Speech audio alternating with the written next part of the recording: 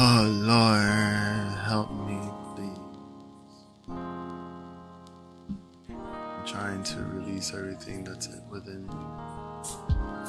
my being, my soul.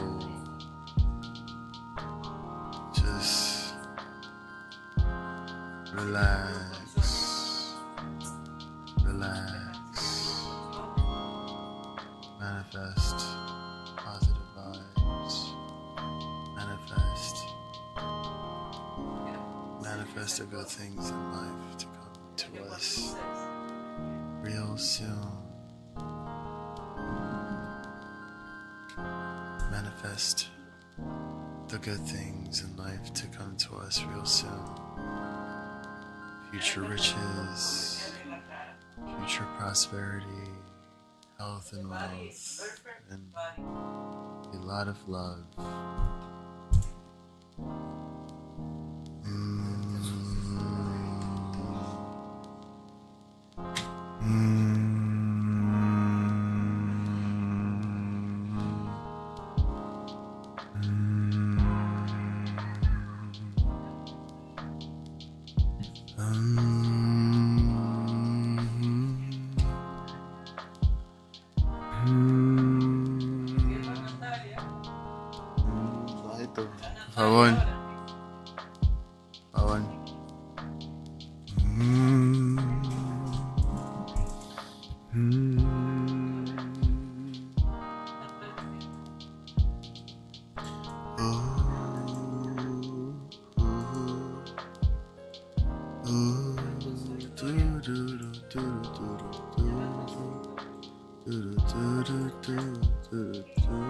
Favor.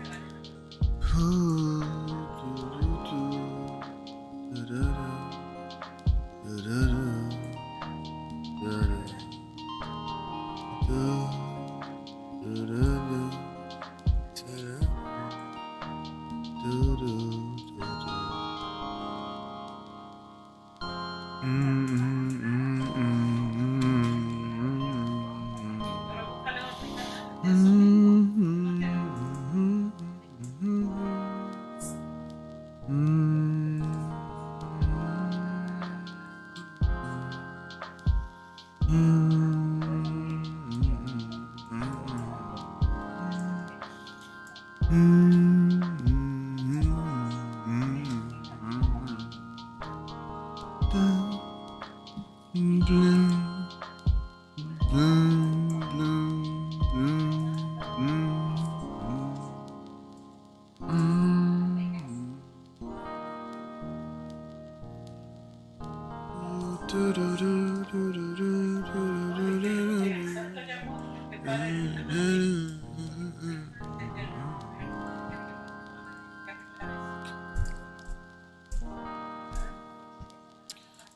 how to set this up.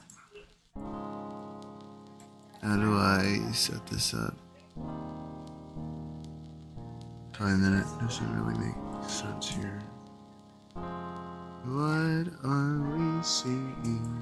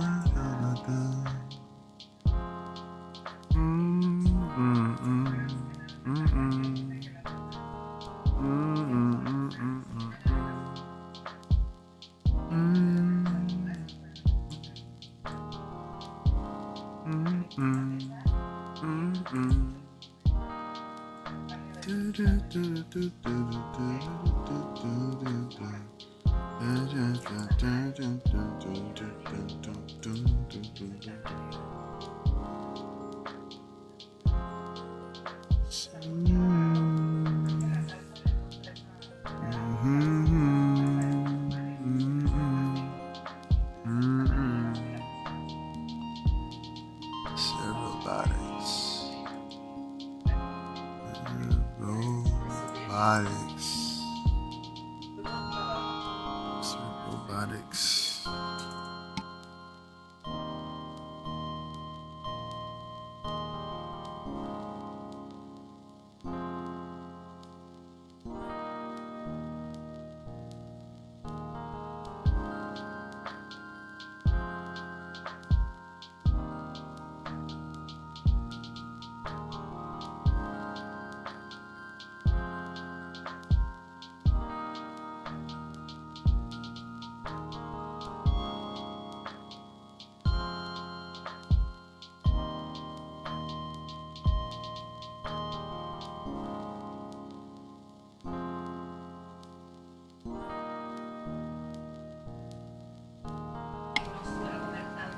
Oh snap.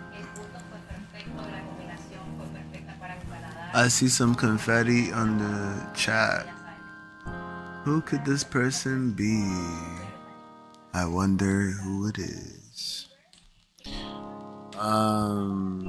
Shoot, man, what a crazy Thursday, huh? Got ourselves pretty much another fall in the markets here. 2 days in a row. I wonder if the streak could continue into tomorrow and see if the markets begin to correct itself, or if it's just a cat bounce. I don't know what it is. What can we say about that? Give myself a like. Alright, what's going on here? We're gonna move on here for just a little bit. I'm not gonna be doing a long stream. I'm gonna probably try to keep it around 2 or maybe below 2 hours. Just to give a briefing on a couple of stocks. And just to see where we're at right now with them, and just to chit chat for a little bit, and then go off into bed. Actually, I'm probably gonna get into bed a little earlier than usual. So, but anyways,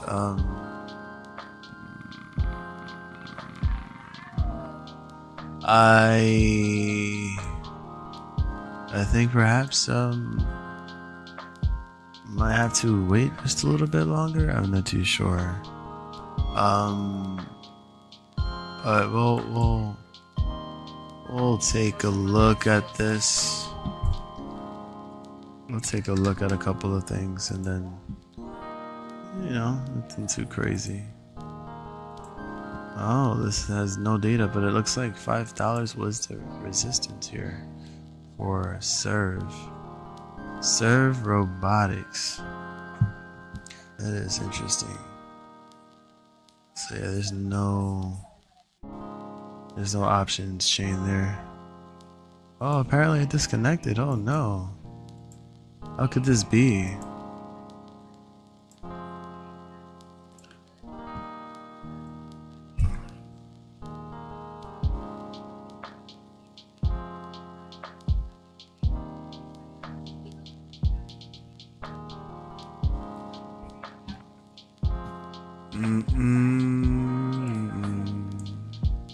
Okay, thanks Weeble for the good network connection.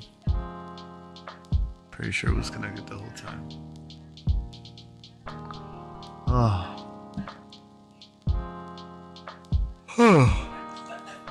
Especially NVIDIA discloses investment into Serve Robotics. And Serve Robotics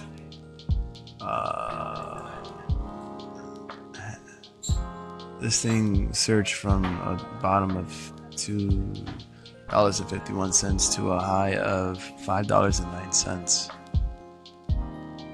So this is a big catalyst and definitely something to do with NVIDIA. I'm not gonna look too much into it, but it looks like it had found its resistance here at 5 and it's starting to pull back a bit. Maybe some profit taking. Of course, Serve does not have options chain, so I believe that this run is only going to last for a little bit more. This thing ran, well, right now it was at above 80% in the after hours, and it did close at 12.39% on the day, with a share price of $2.63. And after NVIDIA's investment into Serve Robotics, disclosing that information out in public, and that really shot up the stock by a lot. And you know, it could be just a big old sneeze, and then once people invest in it, then it could probably start coming back down again.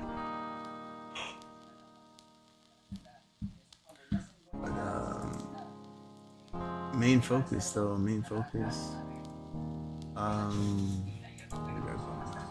got two. Main focus. Alright, the market at the moment dropped another deuce on the second day in a row. So right now this is what we would be seeing currently. In all the indexes like the SPY, Dow Jones, NASDAQ. So we'll just look at it real quick and show you the NASDAQ composite taking a similar direction, and then you got the Dow Jones too, which actually dropped a lot more. So it came down 1.29%, and it took some time yesterday for the Dow Jones to drop before NASDAQ and SPY did. And as you can see on on NASDAQ took a bigger dump than that, and you can see from here, from the 11th of July, how this came from a high of $18,671 to close at $17,871. So overall, the NASDAQ has fallen the past week, just about, maybe we could probably say, yeah, about 4.85%. you know, almost 4.9% drop in the past week. So that is one heck of a move. Chances are this is indeed looking like a confirmation of more downside to happen here on all the indexes, SPY, NASDAQ, and the Dow Jones. We pretty much have the signals here, especially on the daily, with this giving us the bearish signal and the cross, death cross, you like to say, on this MACD indicator. And plus the Elliott wave oscillator with the TTM squeeze indicator mixed together, you got ourselves here a situation where the bars are actually turning darker orange, which usually indicates more momentum to the downside, and from there this could continue and something like this, you know, when it gets darker, it turns orange and it keeps going down. So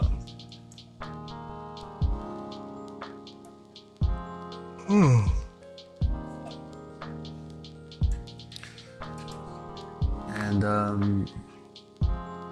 I did want to talk about something real quick that I just realized, and people are not looking at things on the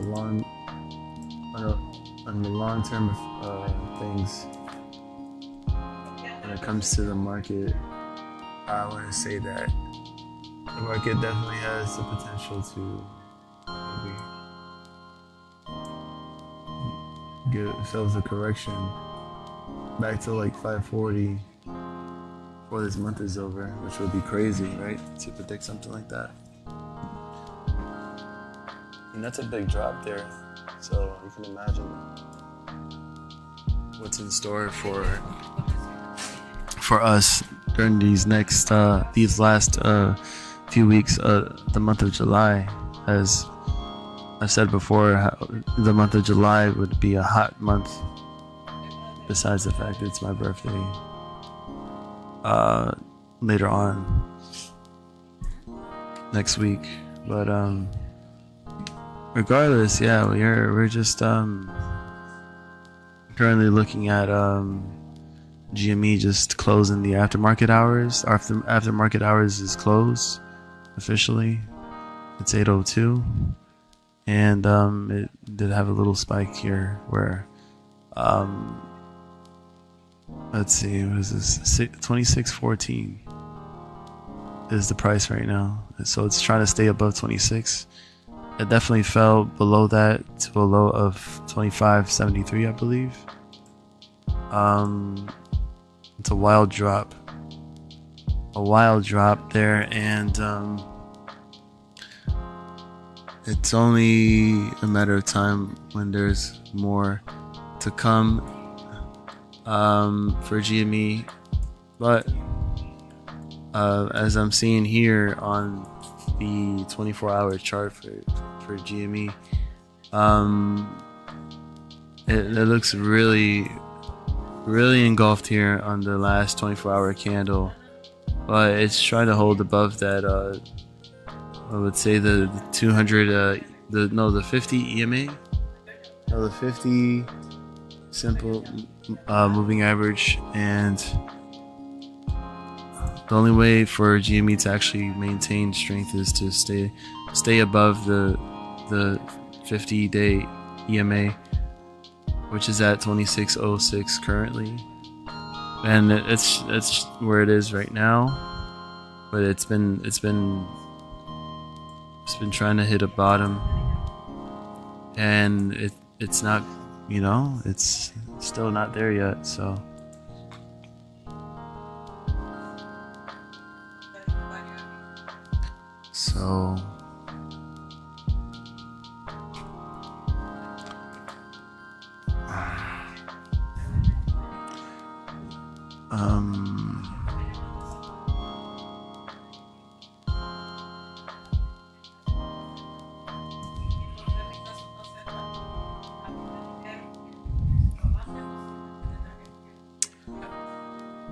I'm just gonna go back to the other one. Let's go to the other chart.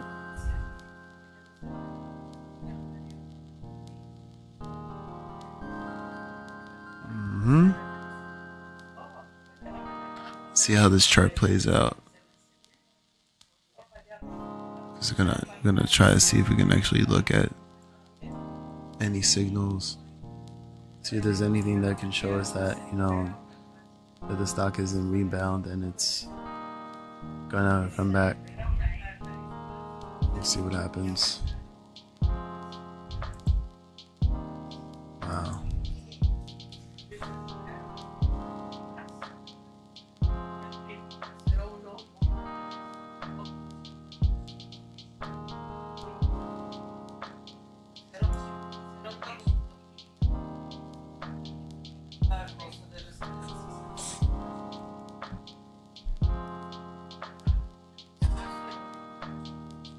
Who cares?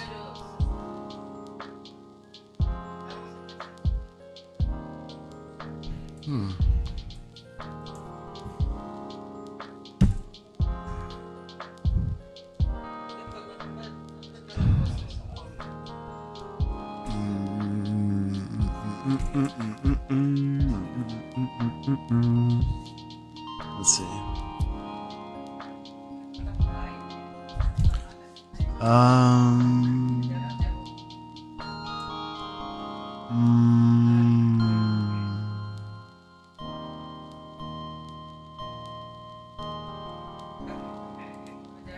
shoot. I think I'm falling asleep.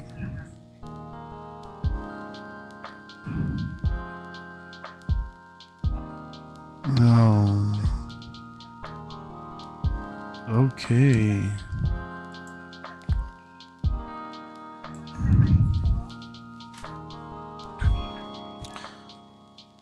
Oh, brother, what's going on here? Okay, I think this is gonna be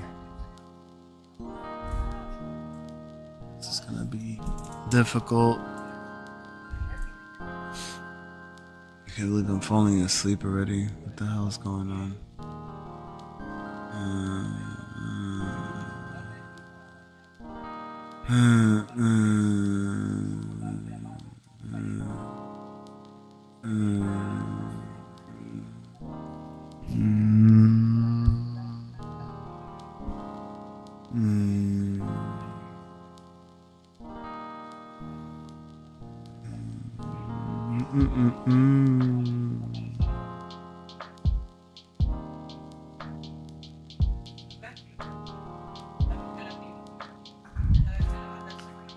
Oh, Lord.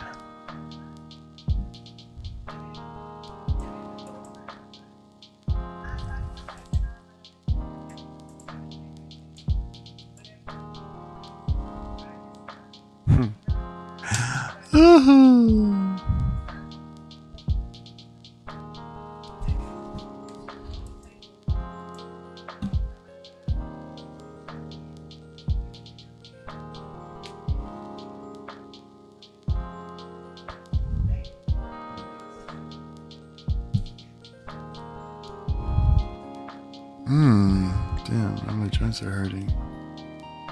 It's weird.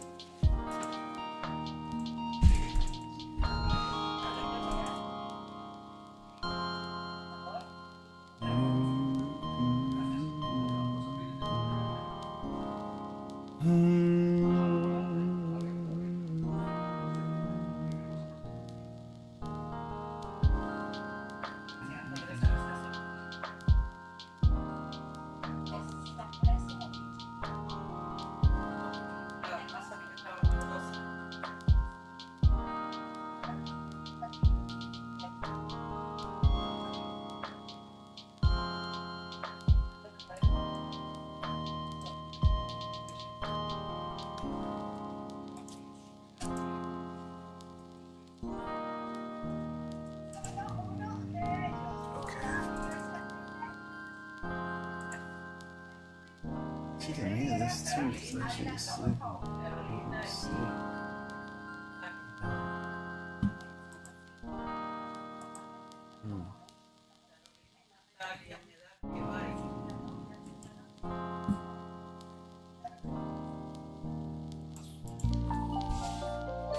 At last. What's up, Meatloaf? Yeah, I was literally falling asleep. And just I was literally like in the midst of like just cutting off this stream right now because for some reason yeah, it's been really wow. I'm gonna have to cut off the last 20 minutes. Has it been 20 minutes already? Oh shoot, it has been. What's up, Meatloaf?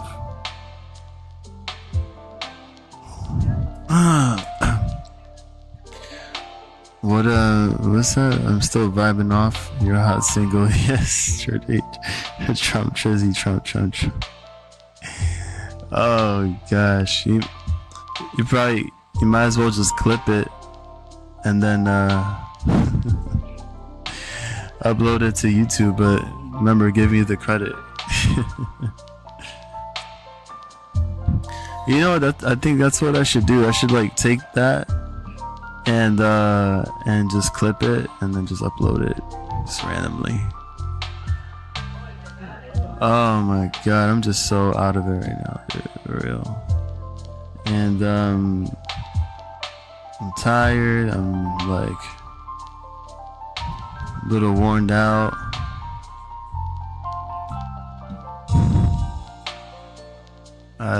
I should really consider just, you know,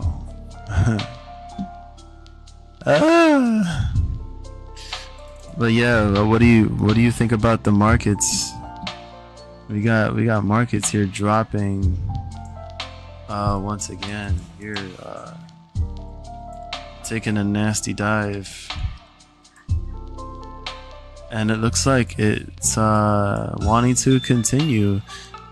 Wow, unbelievable. That's pretty cool. Wait, hold on. Where's my other indicator? Oh no, I thought I had something else going on here. Did I close it by accident?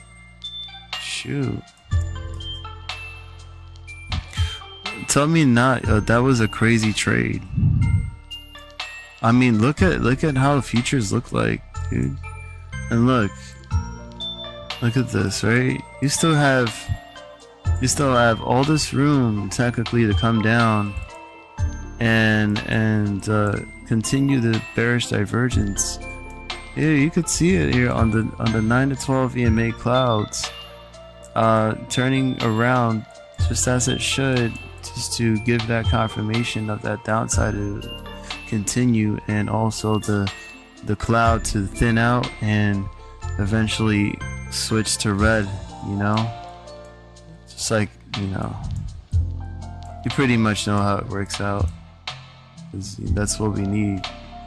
And you know, now that the next 24-hour candle is opening with a little bear wick starting off and it's trying to come back down, chances are, you know, we might just see another day tomorrow of red, and we can start perhaps seeing the SPY fall back to $550 a share before this week is over tomorrow. And let's see, I slashed a grip of SPX ODT puts today, made 20 G's on those and lost 10 G's on my GME calls.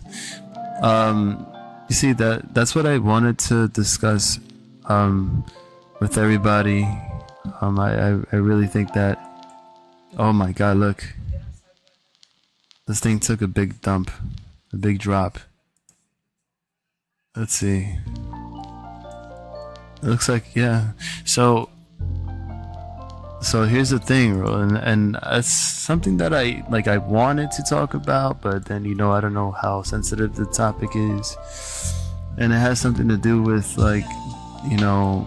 being able to watch AMC and GME, only focused on that, and on top of all of that, not being able to see the bigger picture of what's happening, because it's not only the only things that we know about, which I'm not gonna list, but I'm pretty sure everybody knows what I'm talking about. But the fact of the matter is that the memes, I mean, I would say AMC and GME, they were pretty much moving and tracking along with the SPY the whole entire day, and I don't know how long more this has been going on for. But when I zoom out on the 5-minute chart and I show you AMC, it's pretty much showing somewhat of the same path. So when I put it on back to the SPY, you can definitely see that too, from here on top and then dropping down, having some swings and whatnot, and then the same thing happening with the SPY. You aren't showing any charts? Oh shoot, dude, damn. No freaking wonder. Oh wow. Jeez. Alright, well, at least you heard what I'm saying. I mean, at least my mic is working. So I wanted you to just bear with me for a few minutes about this. And I notice there's a couple of channels, they like to play the charts here on AMC and GME, what's happening tick by tick, candle by candle, and all that, but they're not looking at the bigger picture of why things are happening with the stock. And they think it's the usual,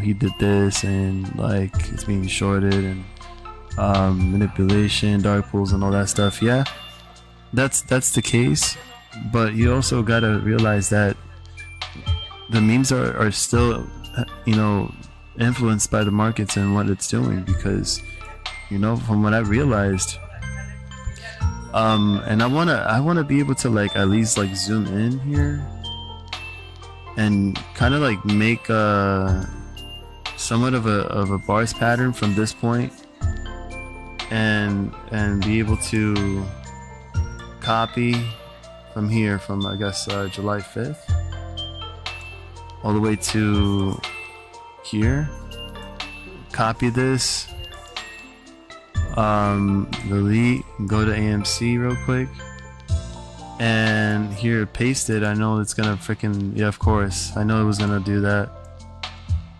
Hey, when that happens, I gotta literally zoom all the way in and do that, and then try to match up with the whole chart here. Let me see if we do like this, maybe. Hold on. Let me see, cause it's not really to the T here. Let me see.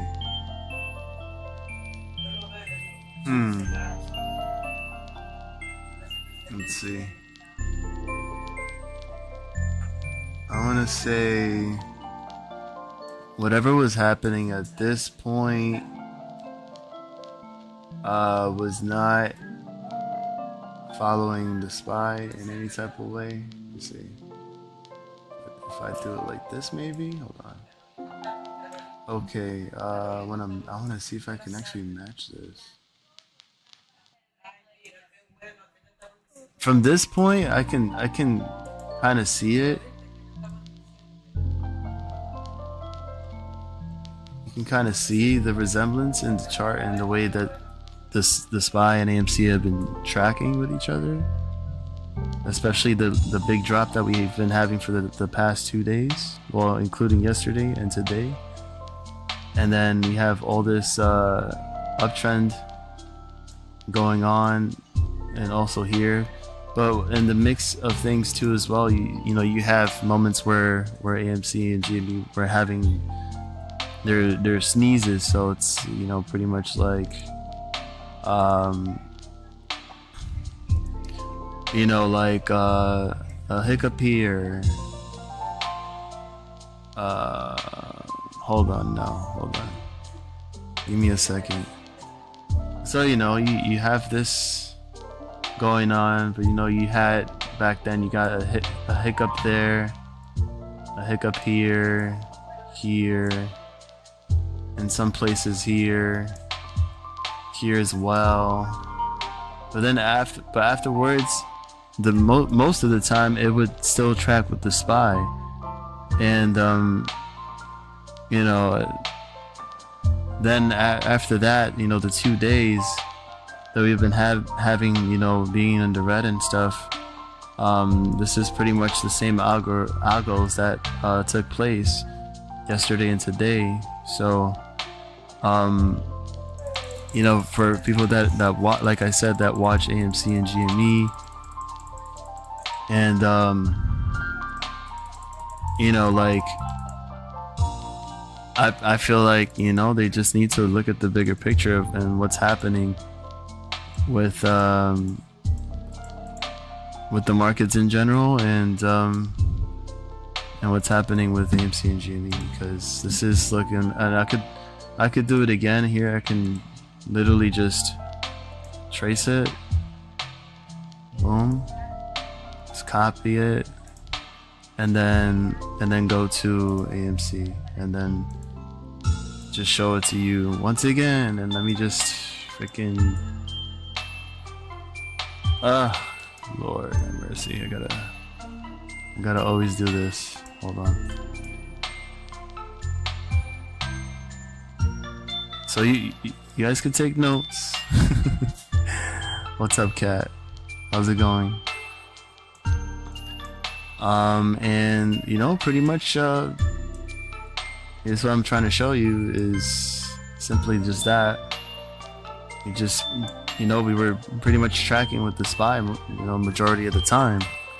So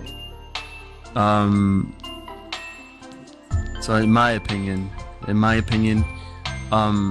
that's what I feel like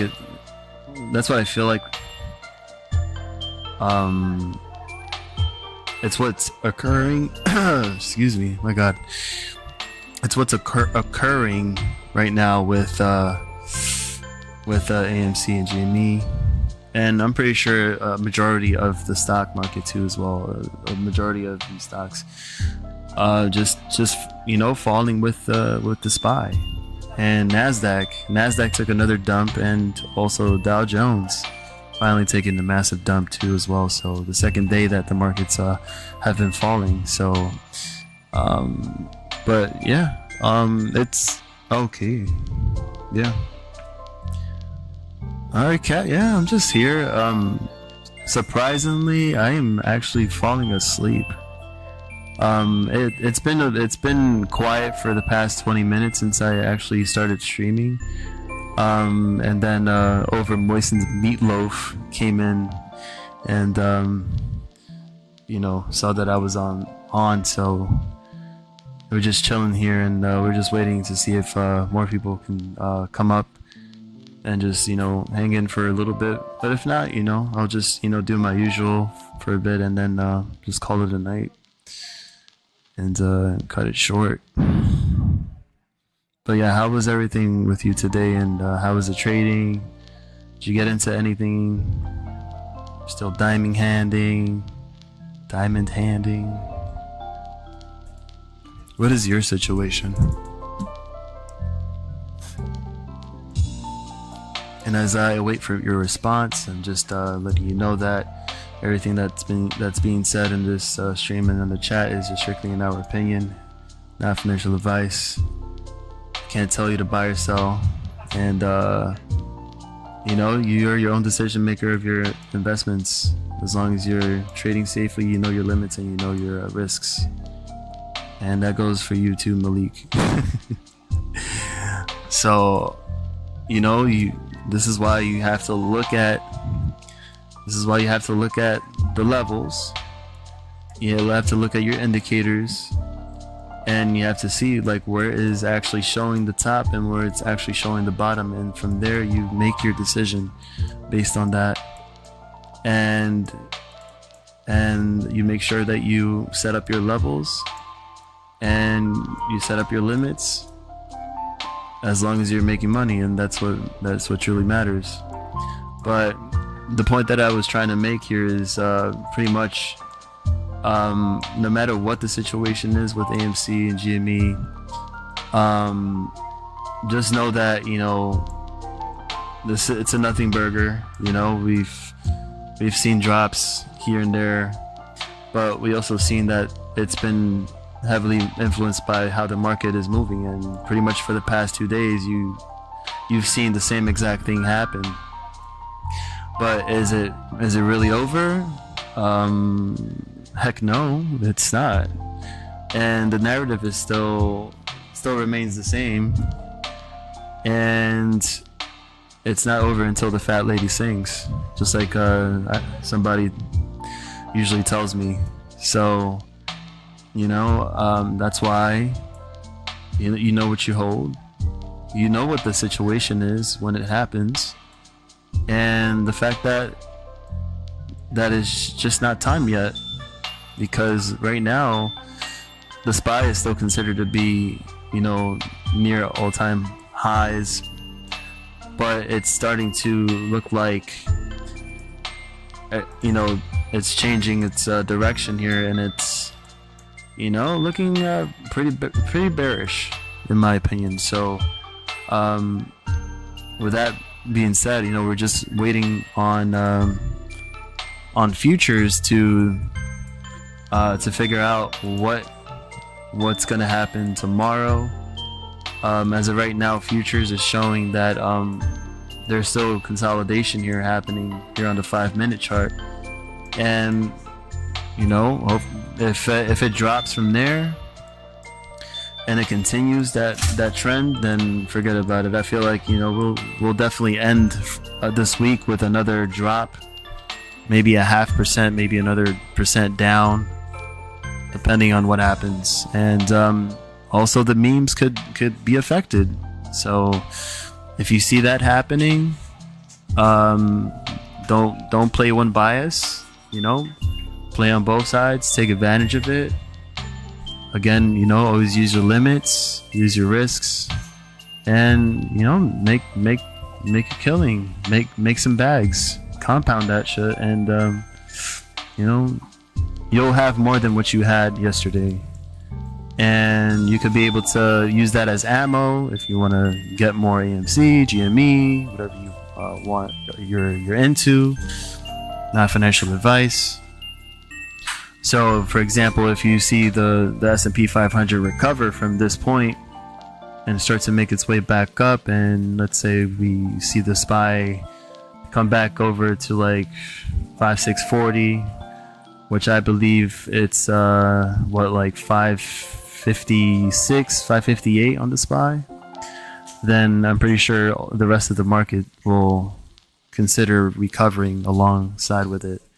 And that also means with the memes. But again, as long as the SPY and the rest of the market is still up where it's at, AMC and GME and other stocks within the baskets, in my opinion, it's still percolating, it's still marinating, and it's just waiting for the moment to happen when shit hits the fan in the markets and a lot of things start to trigger. There's a domino effect. There's a you know, a trickling effect along everywhere. Could be globally, who knows? And that could be the catalyst that we truly need, in my opinion, for our favorites to start making a move, bust a move. You heard? And that's my take on it. So, you know, y'all just gotta maintain that mentality. You stay zen, stay focused, and everything will eventually go with the flow. Yo, Johnny, good evening to you. Macha choo choo. Macha choo choo choo. So Cat is actually learning options right now. Definitely consider, of course, not playing close to expiration or playing the same day expiration unless you know for sure that you know something is gonna happen with a specific company, or perhaps, you know, SPY, for example. You know, I'd say, you know, just you know, play things on the safe side and play further out in the expiration so time decay does not affect your options. I mean, yeah, it's pretty much like and that's great, and that's great. I would rather much prefer you to do paper trading for, you know, for like a good couple of weeks or so. Keep practicing, and also, you know, keep learning how to find certain key levels and find what's the bottom, what's the top. If the RSI is all, you know, oversold, overbought, you know the whole thing. I'm sure you know your ins and outs, that you're a smart cookie. So as long as that's the case, I feel like, and if you stay consistent with your strategy, if you're just in there, you know, in and out, and you're taking your good 20, 30, 40%, it will eventually add up, and you'll be surprised what you can come up with in a month. So yeah, definitely take advantage of that paper trading. And oh yeah. Is there a specific ticker that you are paper trading with, or, you know, like for example, I don't know, one of those mid cap stocks, or perhaps maybe Nvidia or Apple, or perhaps, you know, even paper trading AMC and GME to kind of test the waters out with that because of the way it moves. You're still wondering if GTII still looks good. Did anyone follow Lion's financial advice and get ruined in SPWR? Call the law offices of Dewey, Chen, and How? Oh, you exited today. Okay. Gotcha. Let's actually start looking at that stuff at the tickers. So we'll see how. Let's see how we do right now. Oh, okay. Wait. So I love it. I love it because and whoever was that called IVP, and you definitely this is looking good. I am not gonna front.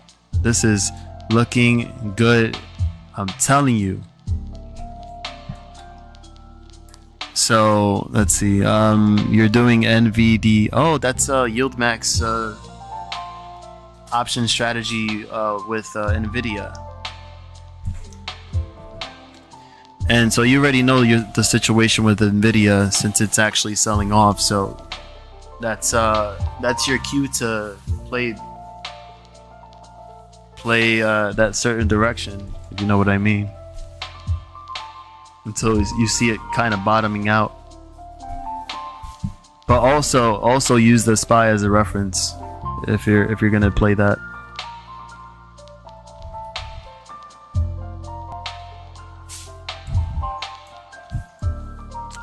So yeah, so IVP, I did this yesterday. All right, and you know, pretty much confirming that this was a pennant. And lo and behold, this literally broke out of the pennant as it should. And IVP made some moves, and it actually literally hit the level here as I placed it on 15 bucks, and broke it clean, as we were talking about last night on the stream. And it hit a high of $16.06. So today's range from, let's see, so an open of, I'll tell you right now. So it opened at 10:30. It only dropped down to 10:29 and then went to a high of 16:06. So it definitely gave itself a launch pad and ended up closing at 13.75. So just 2 cents high for the market close price.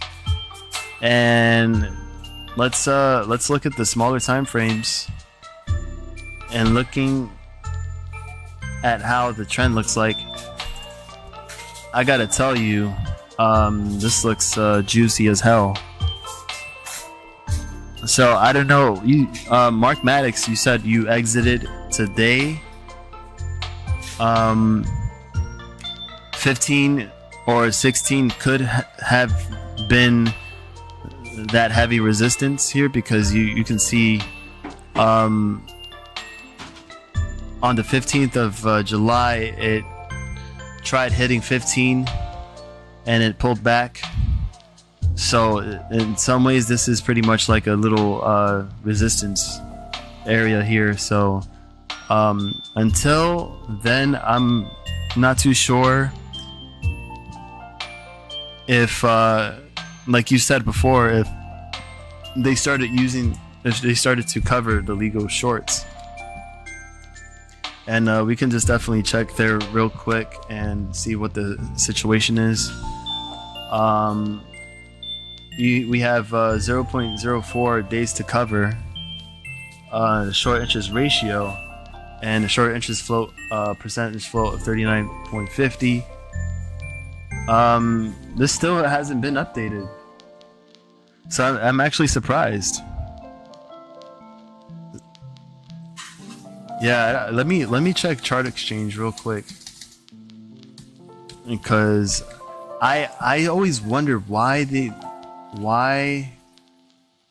that's the case, and they're not showing the data. They're not showing the data. Like it's not updated. So I wanna just make sure, probably confirm with Mark Maddox on what the case is with IVP. But since you said that you exited that play, I was just wondering like what you still thought about it, and perhaps we can see what holds for tomorrow, because IVP. And I want to do something real quick. Let me see.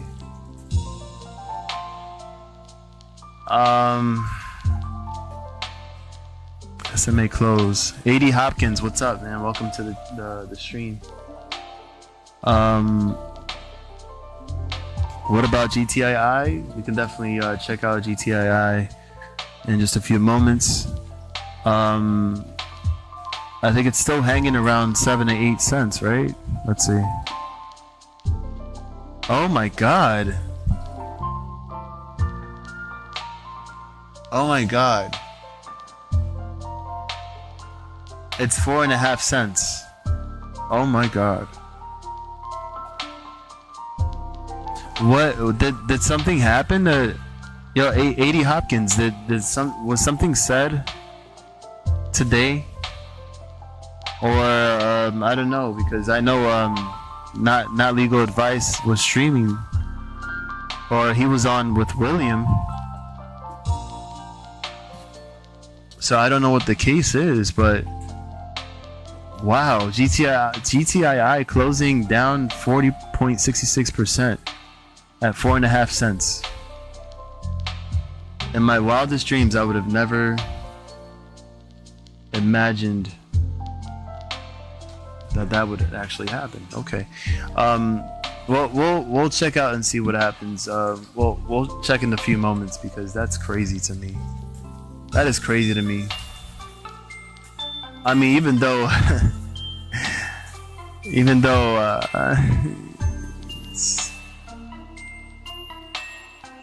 oh, you can't buy or sell at all. So is what brokerage are you using? Are you using Schwab? Are you using E-Trade? My dude, Johnny.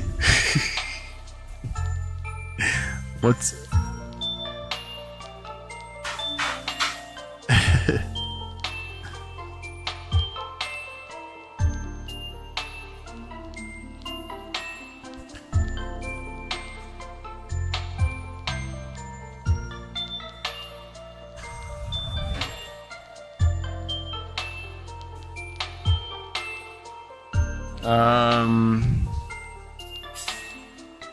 okay, so GTII endorsed Lion as their favorite streamer.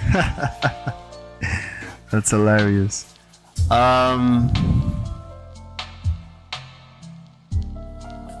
Fidelity and Mumu, Fidelity. Well, I mean, like there has been issues with those two. So I wanna. So I don't know. I don't know if there's anybody also stating this or posting this on Twitter or on Reddit, because I know there was some issues going on also with other brokerages in terms of GTII, and what's quite surprising, if you didn't know, and the thing is, I don't really use SoFi like that, but SoFi Invest, like their investment brokerage side of the company, they are actually allowing the purchase of GTII, and I don't know if it's actually affected there too as well, because I never checked. But now you're actually making me a little curious, is as if maybe it's possible, but I'm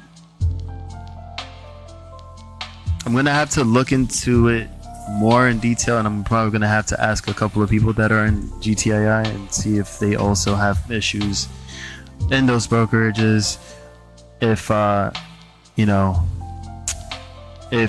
are experiencing the same thing. So yeah, let me see. So the counterfeiting shorts still need our shares to cover even in the expert market. Well, that's true, because there's tons of shareholders that are holding GTII. It's a crap ton, like, of us, millions upon millions, and who knows if like everyone who's still holds pretty much majority of the float, or maybe a couple of times of the float, and it's just not getting out there in the system to notice.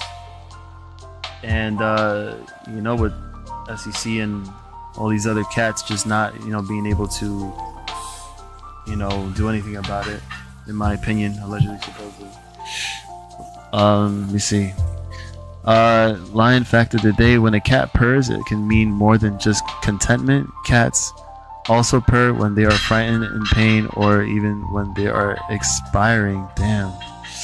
It's considered a self-soothing and self-healing mechanism, as their 25 to 150 hertz frequency per vibration can improve bone and soft tissue regeneration. Dude, I love that, because I was with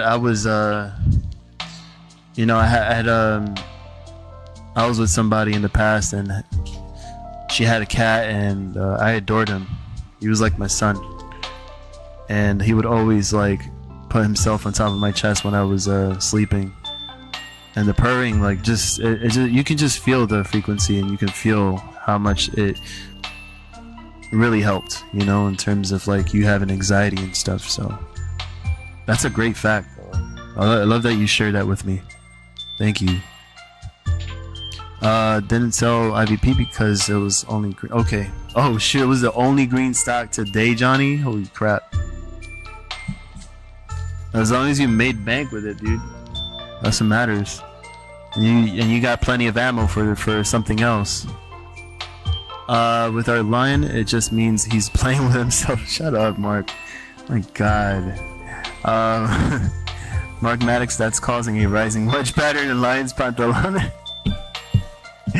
Oh God. 80 Hopkins says, I have shares on SoFi but didn't try trading it on there. Okay.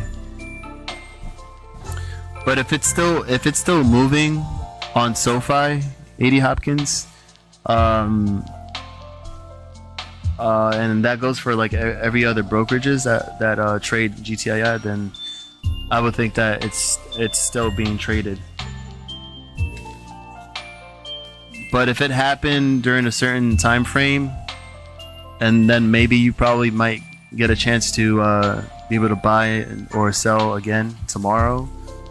We would have to see what happens. But that's, man, just so many problems in general. Like, it's ridiculous. It's outrageous at this point.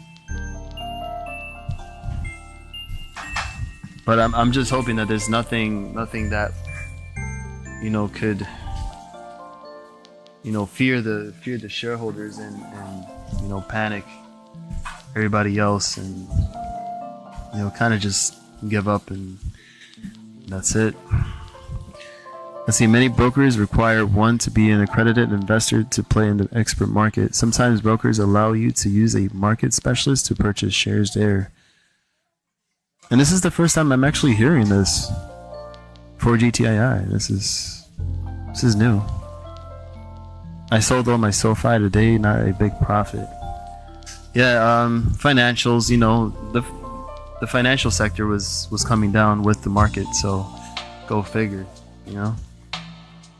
Not sure if it will actually start to recover alongside with it, but SoFi in general, from what I've heard, you know, and also in my opinion, that it could be a strong company later on in the future. So definitely something to look at, in my opinion, not financial advice.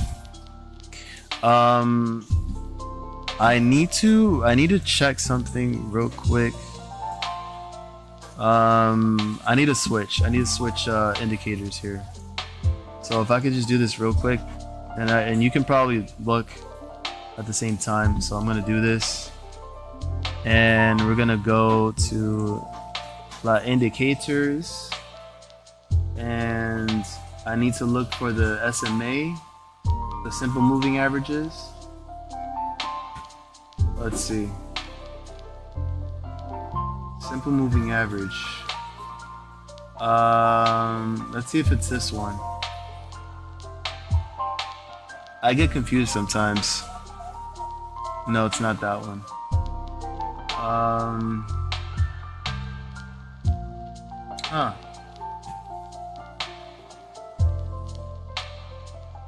Damn, where is it? I'm so blind.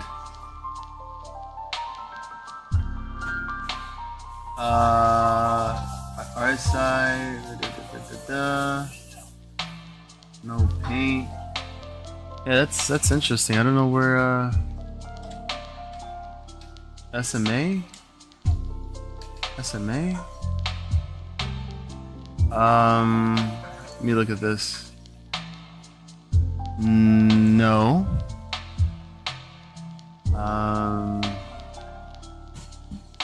Man, what happened?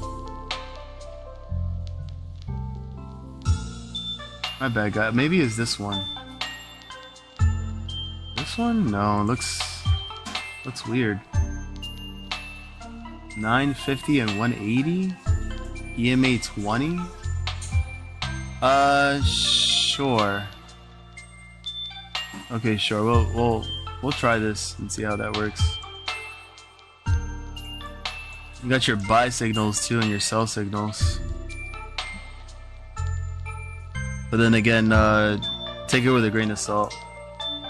Let's see. IVP in general though it still looks to me that there's a chance for this to kind of pull back a little bit more and then find another bottom and then start to make its way back up for another round. But in the RSI here, it looks like it had just crossed under the 80 level on the RSI, so that means that there is a potential pullback for sure. You got all this room here to cool down on the RSI and perhaps see that happen. Most likely that would be the case. Also the ADX here is a darker shade of green, so just seeing if this starts to turn back around too as well and rebound. And that's on the 15. Gotta look back here on the 4-hour chart. Let's see.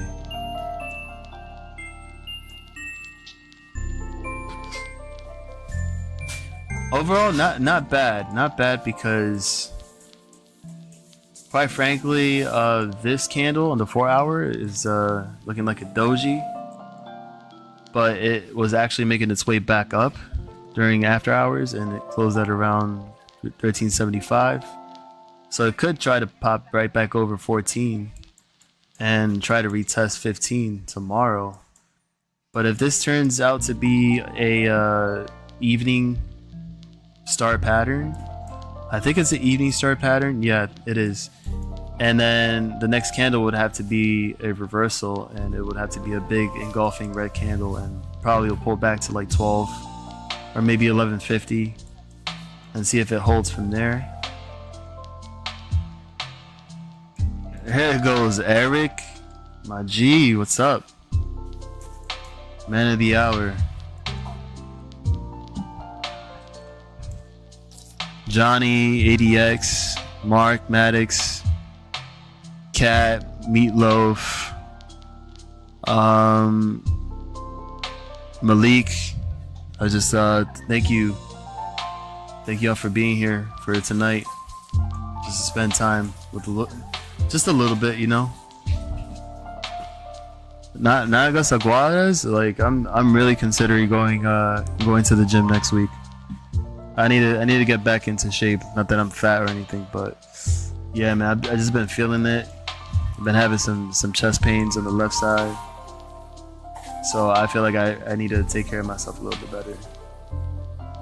But yeah, man, how was the meeting? How's everything going right now with you?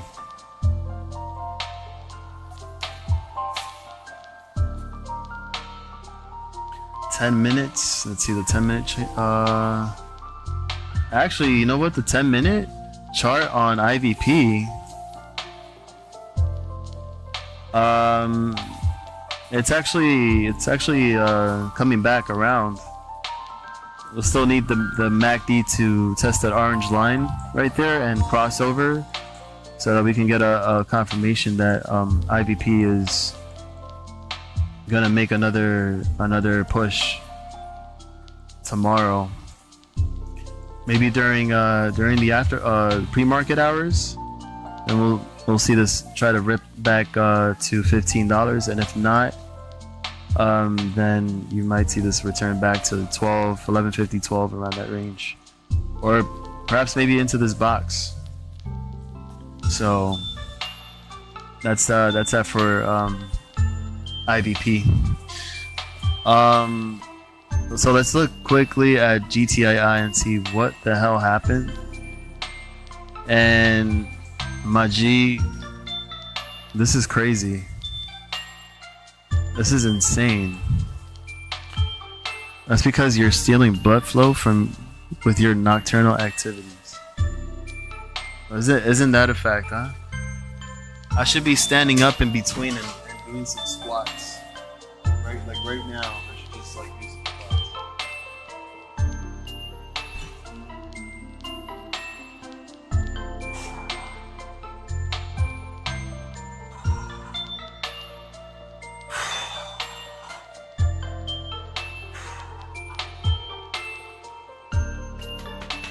just punch in some feeling back into those nalgas. There you go. Yo, Ramiro. Long time no see, dude. What the fuck am I? Chopped liver? Not chatting, just driving and listening. That Ramiro, like I feel like it's been ages, man. What's going on with you? I mean, even though you're driving and you're just listening, you know, when you're at a red light, then you can chat safely.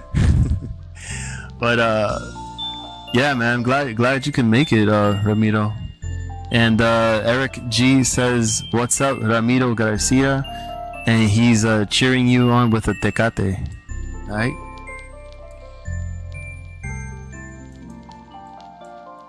Let me just adjust this here a little bit. What on earth is this? Oh, I still had that. Okay. I'm gonna do some adjustments here. So let me just let me start to do something here. What's the best Dominican restaurant in Queens?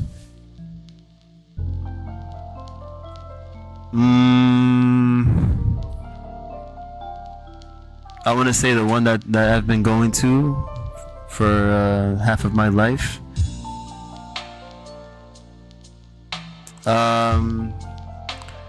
Yeah, so I'd say it's a place called La Cabana.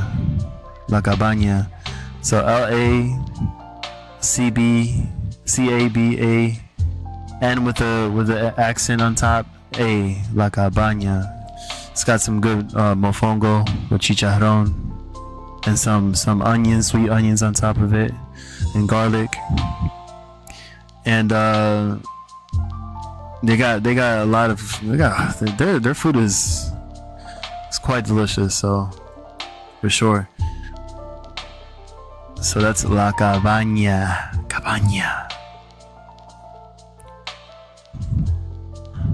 We're still waiting on Kevin. I don't know if you guys have Kevin on your Discord or anything like that. Bring him on. Bring everybody on, and yo, don't forget to show some love to the stream. Hit the like, hit that sub. Just trying to get to 500. All right, get that 500 subs for some monetization purposes. Yes. But anyway, where's Kevin? Oh, Zelly is I could tell you right now, real quick. Yeah, she fell asleep once again.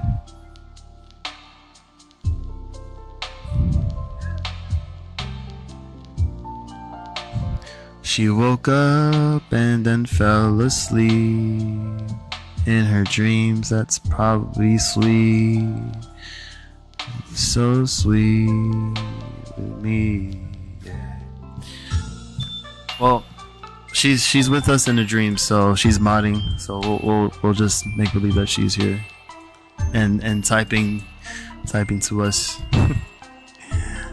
Damn, man. I'm trying to set this up here, so I want to say that 9 SMA, or we can probably put 7, 50. We can add the 20, the 200, and then maybe the 21. Buy, sell, swing. Oh shoot. Okay. Oh no, okay. Wait. Oh, that can change? Oh, okay. That's cool. I'm just gonna leave it like that. I gotta leave the, let me see, the 200. I leave the 200 red. It's not changing. What is this? The 50 on yellow.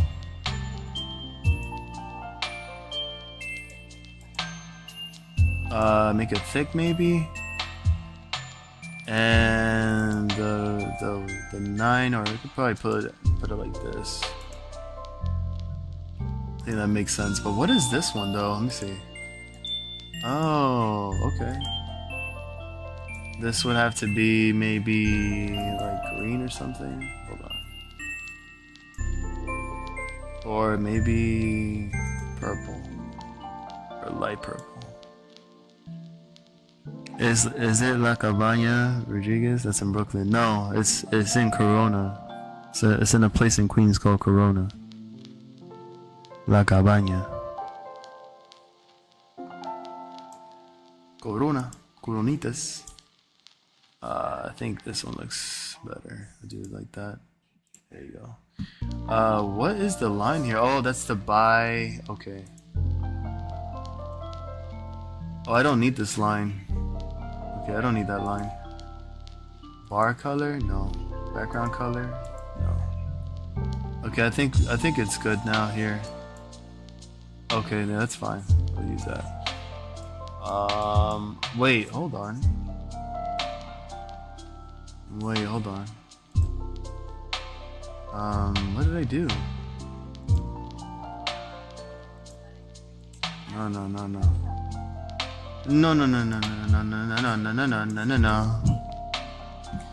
All right, so wow, this is really Jesus. Probably the one that has that underground illegal casino. No, I think I heard there's one in another area of Queens that has some some illegal casinos. I think the Chinese own that. All right, Johnny. I'm glad you can make it, and thank you for spending time on the stream with us and all together, man. Saludo. Hope you have a great night, and TGIF tomorrow. So definitely enjoy your Friday and good luck tomorrow and whatever trades you get into. So much love, giant hugs, and yeah, dude, be easy. Damn, so what can we say about this? Because this is quite an interesting turn of events for GTII, as it's now, if we can be a little, oh, there he goes. If we can be honest here, GTII, look at this setup, Eric. Look at this. Tell me that doesn't look crazy. And this stock has been oversold since June of 2023, and ever since it had gone through the death cross here back in the week of December 11, and now it looks like GTII is heading back to those lows of where it used to be, right around wow, we're talking about back in 2018, 2019.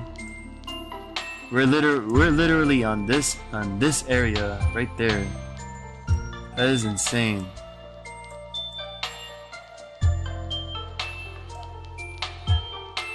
Look who finally decided to wake up and just, oh yeah, we were just talking about you. Yo, Fishy, what's up? What's up?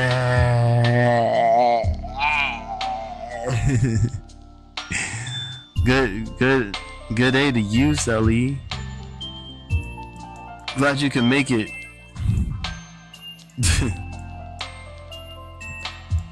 There goes the neighborhood.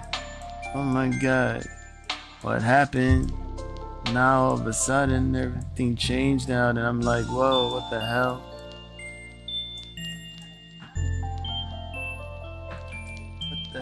What the hell? Yeah, so back in October of 2020, I think it's gonna be, yeah, shoot. That's crazy. Look at this insanity right here.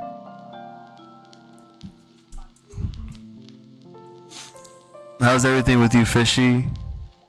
How was your trades today? How was your day in general? Zelly, how is everything with you? Are you? I think you need to like take the jar of coffee beans and just sniff the crap out of it, because you need to wake up. Rise and shine, sunshine. Rise and shine, my sunshine. Get up and get up and going, get up and going, get up and going, get up and going.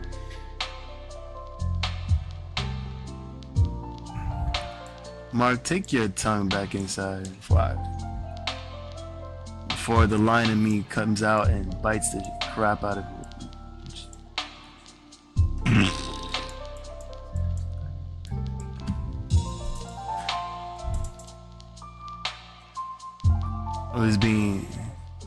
Always being evil. Oh, but what's going on with let's see. So I don't get it. I'm looking at the. Wait, Mark, what? Okay, it looks like it had 2 days in a row where it opened at 4.5 cents, then went to a high of 9.5 cents, then dropped to 1 penny, to 1 cent, and closing at 7 cents. Then today it opened at 7.5 cents, then dropped to 4 cents, and then closed at 4.5 cents. What was the volume on this? 110,000 in volume and 117,000 in volume. This is the I really want to say that this is not retail selling. This is not retail.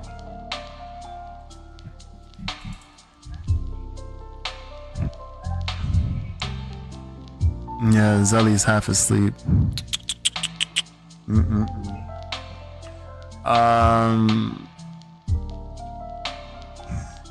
Dreamy reserve.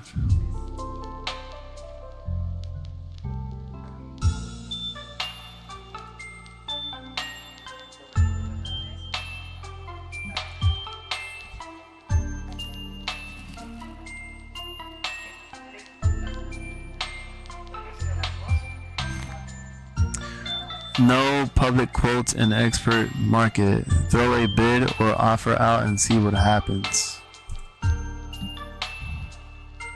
So what are we supposed to do about that? Like, I don't get it.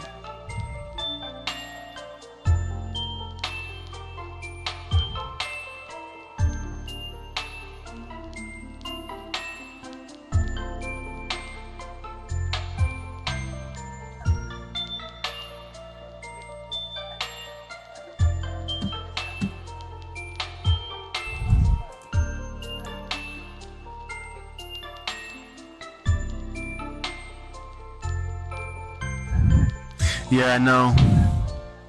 I left that one. I left that, I don't know. It was a heartbreak for, you know. I don't know, man. I just feel like I've been duped so many times, man. I don't know. I can't really go over this at all. Unless you know, people find ways to just, you know, get in, get up, and get out, right at a couple of cents, and that's it.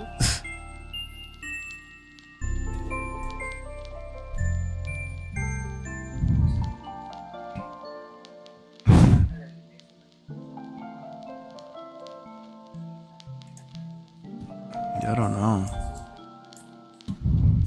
Oh. Thank you, Zelly. Appreciate that. Much love to you, giant hearts. Yeah.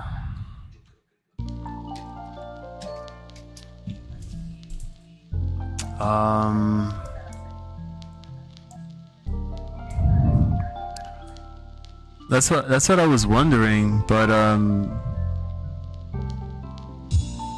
just wondering if there was anything that was said that caused the stock to drop like that, especially yesterday when this crazy, like literally falling down to 1 cent and then closing at 7.5 cents. Wait, hold on, no, and then closing at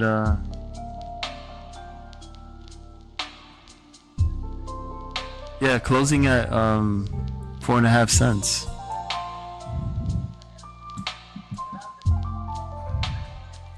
I'll go to like the hourly. I mean it's somehow it's supposed to be like turning back around at this point, because if you zoom out on the MACD, I think this is pretty much like a good way to reference this, and maybe try to trace the next level here, which would be here, and see if it actually does you know, a bounce from that level.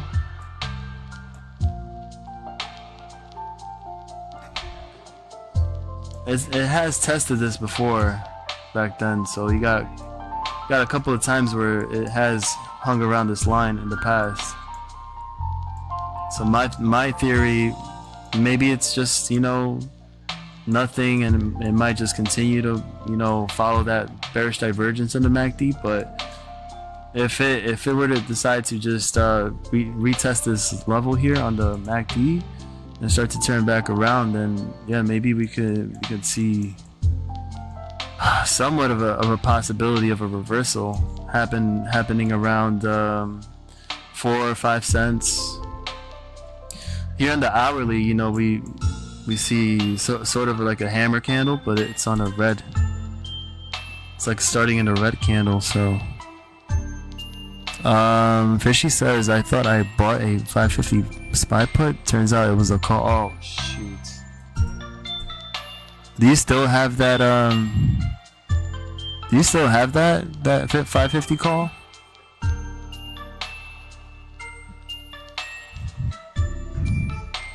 I mean, it was 552.66 on the close. It's probably like 553 right now.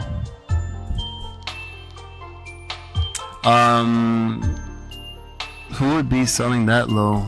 There could be plenty of buys out. Yeah, that's what I'm saying. Like that, like they could be literally waiting for this thing to hit at these levels. And mind you, like I just showed you, and look, we could just look at the monthly instead, because I don't want to look at the smaller time frames. This gives you like a better outlook of where the stock used to be before in the past, before it had before GTII had a few events here happen, you know, like this was back in February of 2016. This was back in the month of August of 2018. Then you had this hold on. Then you had this event happen back in February of 2021, and then you had this event happening here October 2022. And now it just seems like it's literally at the point where we're ending up at the lows of back during this event and this event back in 2018 and 2016. So when we look at the, let's see, let me just erase this stuff right away like this. Bum, bum, bum, bum. Okay. So then, I mean, this is just, I mean, we're just guessing here.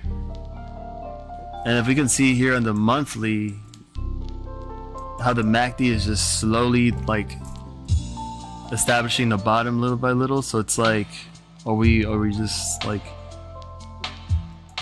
seeing this play out, or are we gonna actually like start seeing some activity next month and going to like September? And because like pretty much like we're getting closer and closer to August, where the last big event happened for GTII, when it ran from 60 something cents to almost $9. So I want to say, because everything is now below the 50 SMA, that we would need to see this start to turn back around. So if it's not going to happen this month, it's probably going to happen between August and September. And just a prediction here.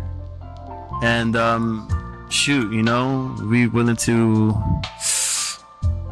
you know, just throw in something that we're, you know, money that we're willing to lose. I mean, okay, you know, what's the worst thing that could happen? What's the best thing that could happen? You know,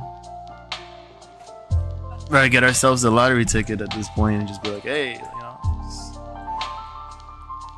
get yourself like 100,000 shares, and all of a sudden, bingo. 100,000 shares at this point at 4 cents, and then going back to $9. That's almost 20,000% in gains. Just imagining the possibilities of that happening again. Jesus, that would be crazy. Here on the weekly, we did see a bounce. I'm not gonna lie, we did see a bounce here on this weekly candle. Got a bullwick here happening. It's funny how there's a countdown happening here. I don't know what that's all about.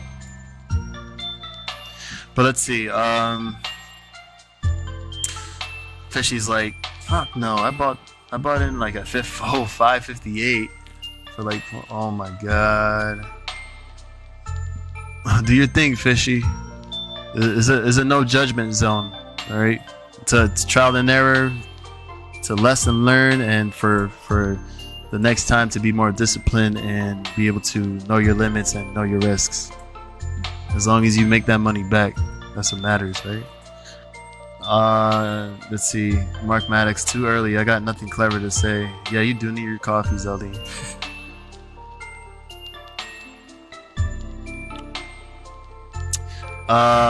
Truth, says Eric.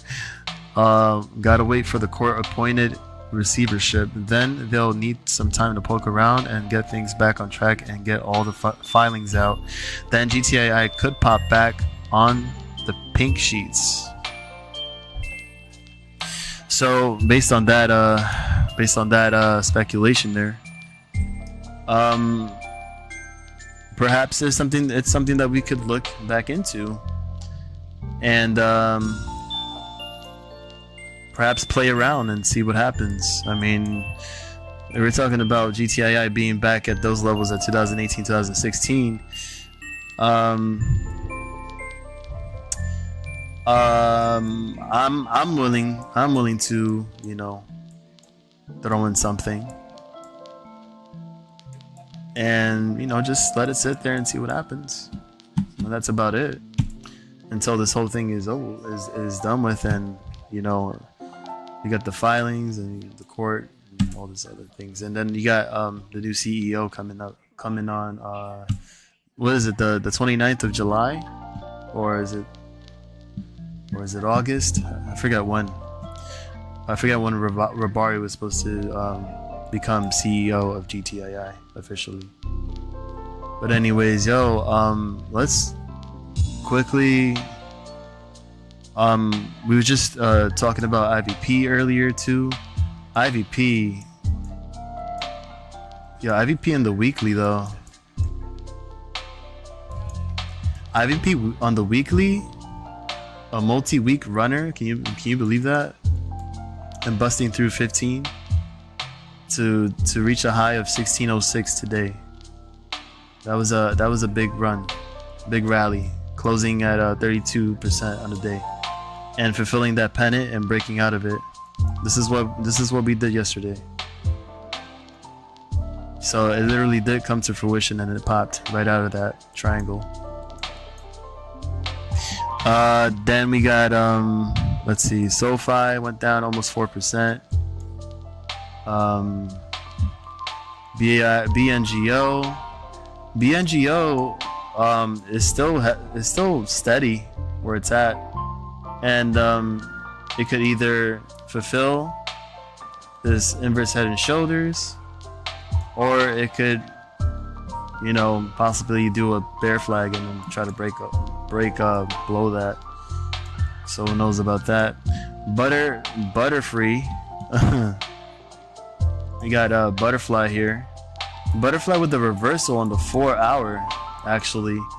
So I don't know if you guys are still in Butterfly or, you know, thinking about that. But you got the MACD here on the 4 hour trying to do a reversal.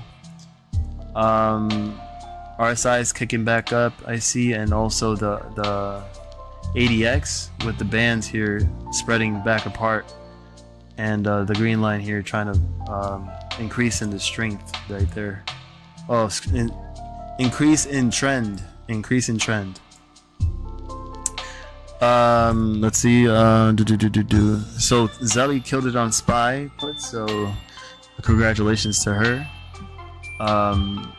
She is coming back stronger than ever, so I'm proud of her. Let's see, Fishy's gonna go back to paper trading. Until then, get yourself back on track, and then go for the kill and get some bags. Eric is gonna pick some bags with the extra change. I'm gonna use my tips. I'm gonna put it on GTII. GTII seems to follow the 1348 crossing on the monthly consistently up and down. It looks to be historical for sure. Robinhood does not buy or sell GTII. Zelly, you know what's funny? We're just talking about venti caramel macchiatos, but to have it as an injection, I think you're. I mean, how else are you gonna taste it? That's crazy. Microvision. Don't listen to me though. Good dip buy. Well, you know what? We're gonna look at Microvision anyway. So let's go to MVIS, because I don't think we've. You know what? Wow. Okay. Hold on. How's it looking like here? Oh, this. Okay. Well, it's still far away from the 200-day simple moving average, but it definitely looks like it's overtrending it's trending over the 50-day simple moving average. So let's see. Anything that can pass through a needle can be mixed. Gotta run, mate. Check back later. All right, Mark. Well, you already know. You already know how it is. All right. So if you don't come back, you know we always appreciate you being here and for chilling with us and cutting ass on me and stuff, and talking that sheesh. But yeah, much love to you, man.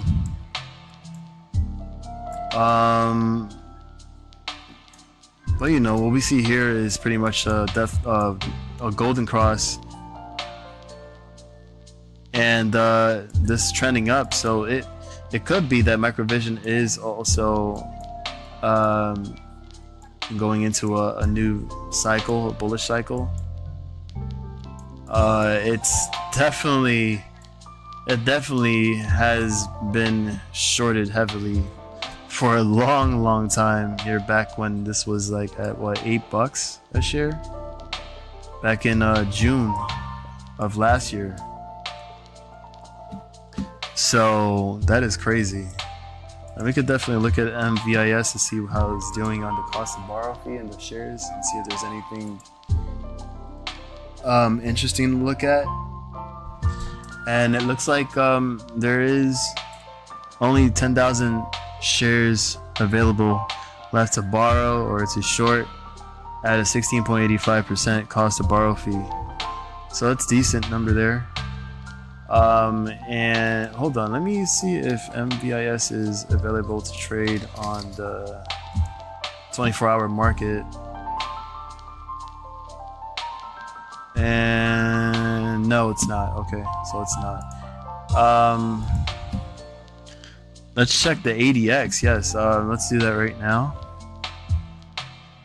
Good mite. That's funny though.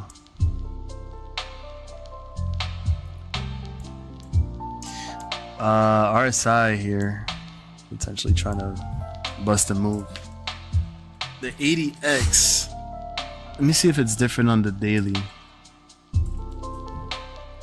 The ADX, let me see something. I mean, the line here is trending down, so this could mean that that I could see some weakness in momentum, but the trend overall is still somewhat strong. It's not the best, but if it continues up, then maybe we can see another bounce on the way here. So let's zoom in a little bit more here. Can this be considered a gap here at 150, 155? Maybe. We'll probably draw a rectangle right here around this area, and maybe this could be the next area of resistance. Let's see the 4 hour. Maybe the 4 hour can tell us something. Well, okay. Well, you know what?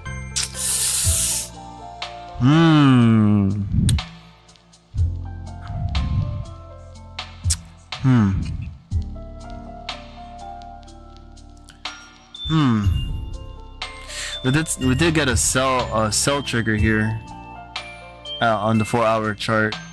I'm not sure if I would be considered following this, but if that's what it says here, and also if you noticed, right here it did transition from green to a red cloud.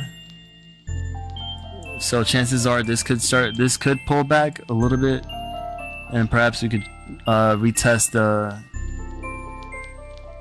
the 50 and the 200 SMA right around 115. But if it can actually fulfill that golden cross and come back to the upside, and also if we see what did I put this at 9 or it's 7? Keep forgetting. Hold on. Okay, so it's the 7, the 50. Okay, no, the 7, the 21 EMA, the 50, and the 200. And if this starts to turn back around like so, like if it starts to do this, and we get that nice golden cross around this area, and then we get the candles start to move and do a reversal, it could play out, and then we could probably see this start to get another leg up and try to hit for 135 or 140. What am I using? Wait, what do you mean? The indicators? As a matter of fact,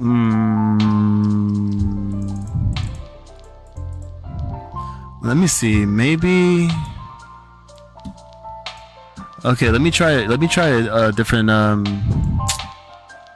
Let me try a different. Which one is it? Let me try this one. Let me just try this one.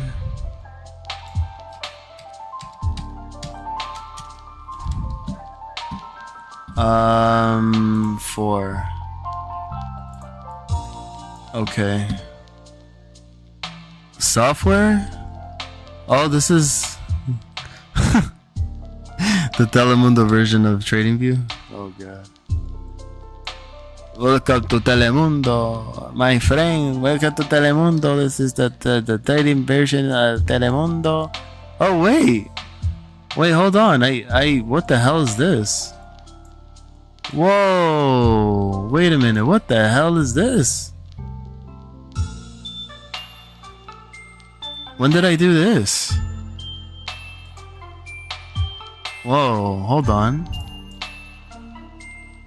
Oh, that's weird. I was trying to forecast something here, I guess. Oh shoot. Because I probably thought that it was at a point where it was gonna blast off and probably see another microvision squeeze. Just like here, back in May of 2023. Wow. That is interesting.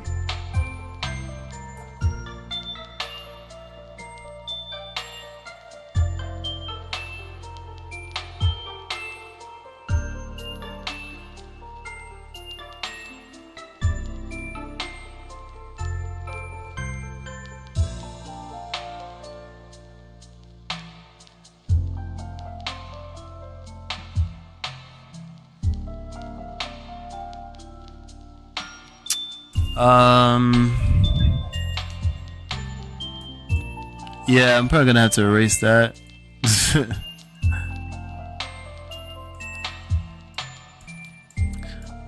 So what I'm using here looks like the Ripster EMA clouds. I don't have any of the moving averages up. This is pretty much the moving average right now. What I'm seeing here is a rejection at the 180-200 EMA Ripster cloud. So what this is telling me is that there's probably going to be a pullback. Like I said, somewhere around that 115 region. And let's see the 4 hour. It looks like it's following just that too as well. See, it kind of gives you a better view, like kind of like a better idea of what it's trying to do. And you can also see on the 4 hour how the Ripster clouds, the EMA clouds, this is considered the 9 to 12 day EMA cloud, and if it turns from green to red, you already know that's bearish. So since it's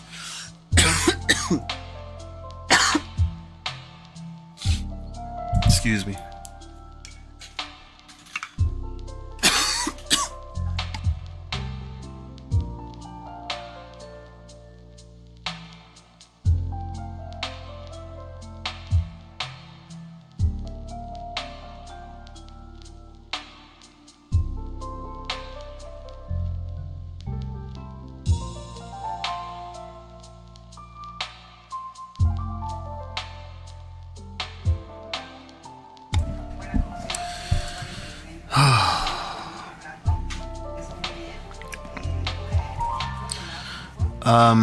So it looks like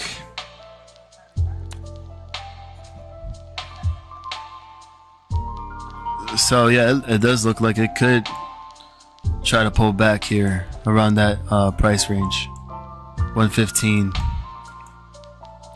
Look at the hourly real quick, and you can see that same band here on the hourly is starting to expand. Yeah, Cat was actually here earlier in the beginning.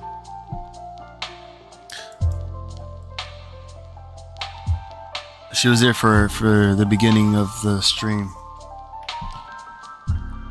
Well, actually, I was here around 7:40. I started streaming, and I was literally here by myself for a good 20 minutes, and literally here just falling asleep and wondering if anybody was here, but apparently, yeah, I think Meatloaf was here just observing, and then he decided to talk afterwards. So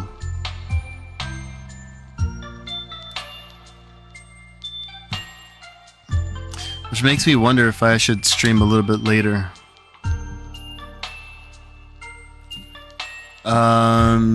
So anyway, back to what I was saying here. You can see the same EMA cloud, the 9 to 12 day EMA cloud, here falling below the 34 to 50, and then reaching the 180 to 200. And now it's trying to find and establish a bottom here, but if it can't, and if it continues going down from there, it could go back to those levels, maybe at 115.20, 115, 120. But if it could stay above 125 and start turning around afterwards, then yeah, it's I feel like it still has a more. You know what? I'll just do this. Boom. We'll just do this instead. Boom.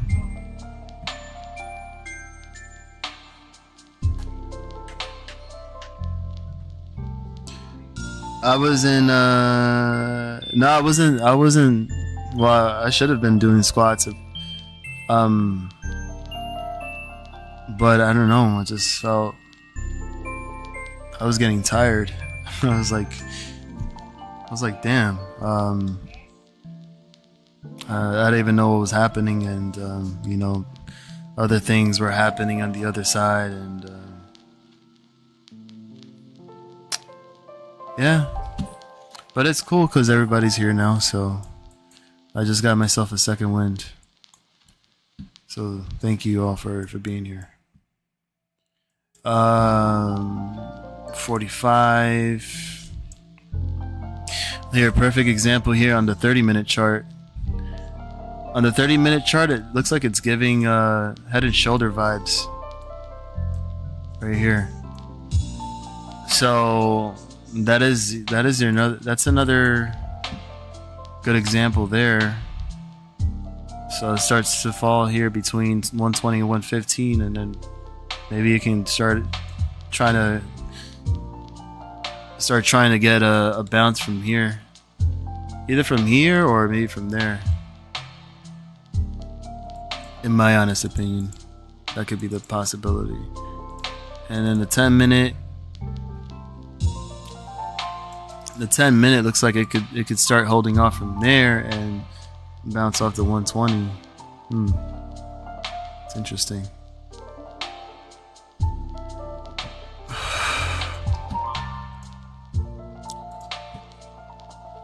Overall, let me see how the weekly looks.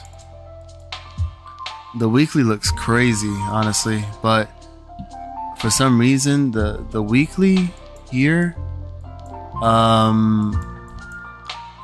the weekly, oh boy, and the long run of things, I feel like this could have a chance at pushing for new highs along the next couple of weeks, in my opinion.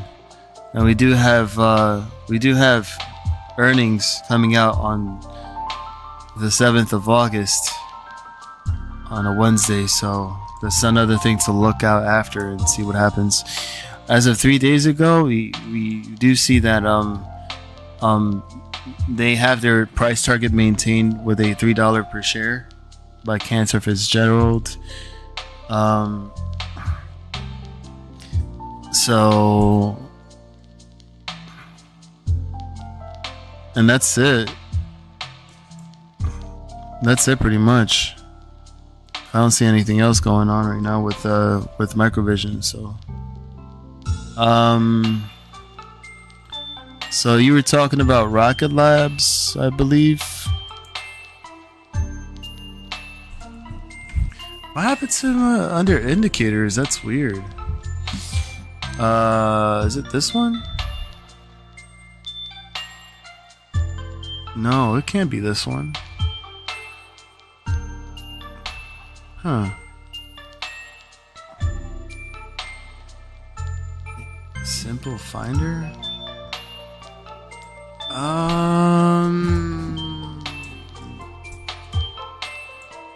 Simple Finder. That is interesting. I never... Wait, what happened? Hold on. Okay, there it goes.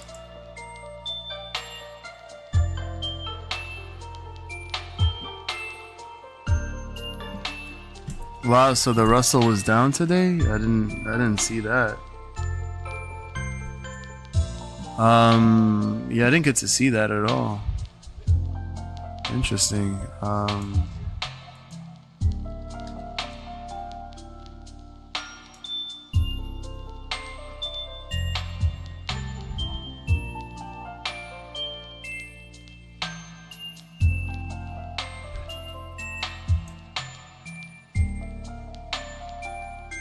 Which one was it? This one?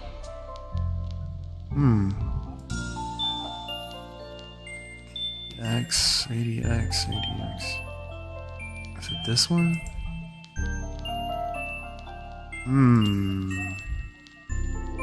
Average directional correction? Is it this one?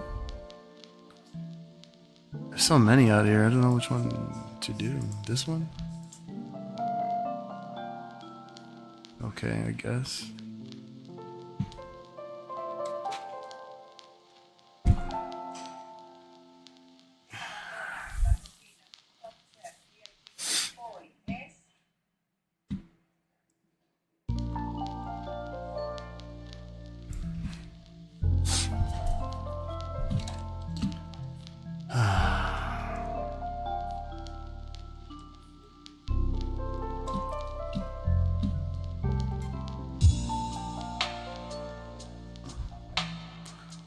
I think, I think Rocket Labs is being influenced. It's being influenced on what's happening with the market, honestly. Yeah. What's up with all these levels? Hold on, let me remove all of that. Yeah, it does look like it. Yeah, it's pretty much matching that. Look at that. That is exactly like what the SPY is doing. Interesting.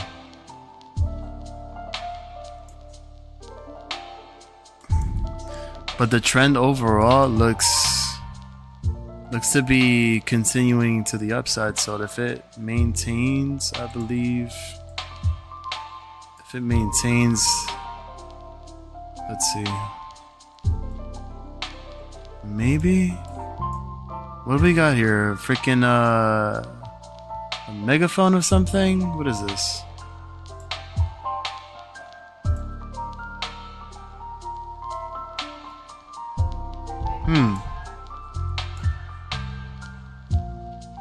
Interesting.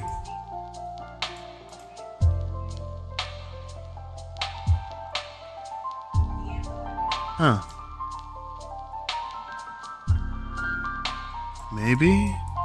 Because overall the trend for Rocket Labs here looks like it's holding pretty well here on these clouds. You'd see a bounce, you see the swings here, up and down, bounce, up and down, bounce, up and down, bounce, up and down, bounce, up and down, bounce. Started to take a long dive here, then bounced. Yeah, it looks like it's definitely been respecting these bands here. and continuing here, and it could probably do another bounce here at this point, right around 5 and change. Maybe we'll have another bounce there. Back to $6. And if it follows the market and it starts to come back down, maybe it could drop back down to like 480 or 450. Damn.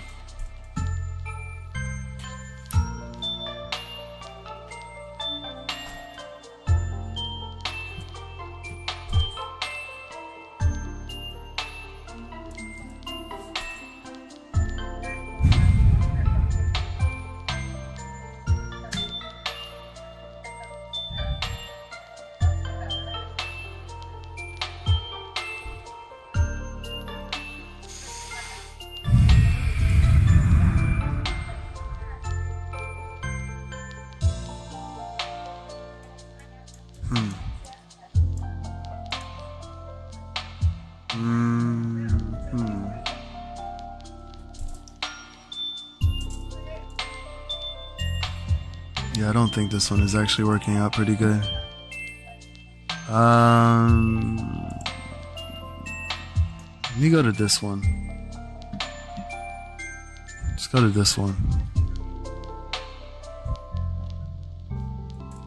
Seems like commodities is taking a big dive right now. Wow.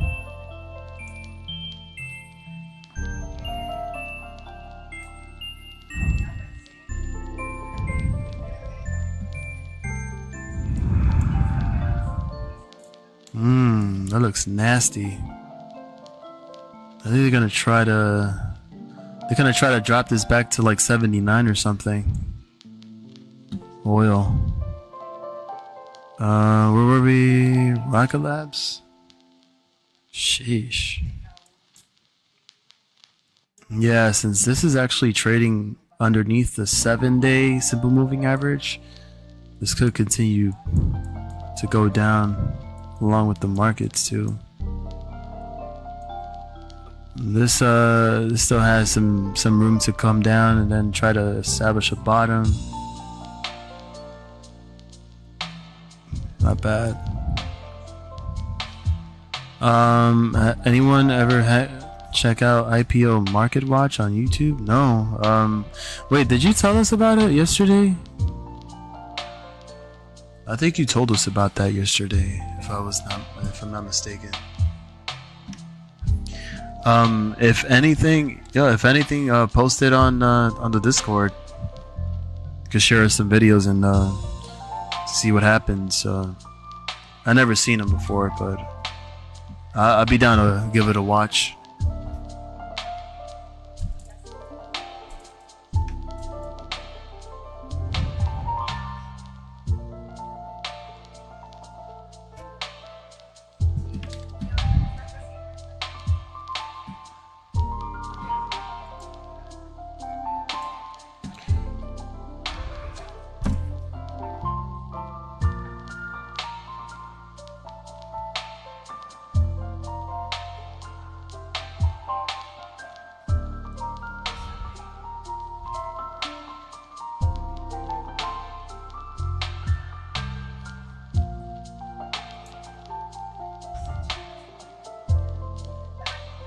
Alright, here's some interesting developments here on ticker symbol DNUT. These nuts. Look at that. This the 7-day here trending above the 200-day SMA. You got a big candle here on the last 4-hour candle of the market. And apparently this reached up to 1150. So from here, probably got to see if this actually follows up and starts to continue on trading up above. So let's see. DNUT, yeah, DNUT overall looks looks like it's been trending pretty strongly, and as long as like it stays above the 200-day simple moving average, I think it's up from here, in my opinion. My financial advice. Zelly, no, I didn't check Cosmos. I haven't even seen Cosmos in a while, so I could definitely give it a look in just a few moments. Flux, that's a ticker symbol too as well. But look, you can tell here in the hourly it did a golden cross, and here it's been trending above the 50 day. So I think overall it's still gonna be within this upward channel here. So definitely growing for sure. Also, you got a little bounce off the MACD, and let me see. Weak, strong, weak. I forgot how this goes. Let me see.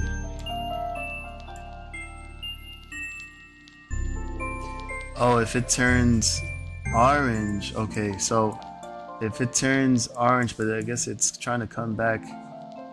And it looks like it's getting a little weaker on the Elliott wave here. So maybe it'll start to go back just a little tiny bit before it starts to rebound.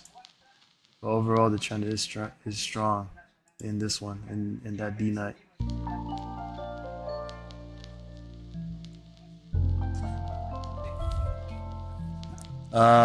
You said Cosmos, so we'll just look into Cosmos for Zelly. What in the world happened with Cosmos today? As this actually took a big pop during after hours. So it says here, Cosmos Health's Canna secures additional contract manufacturing agreement with Provident Pharmaceuticals for 700,000 units, bringing total order book to 5.02 million units.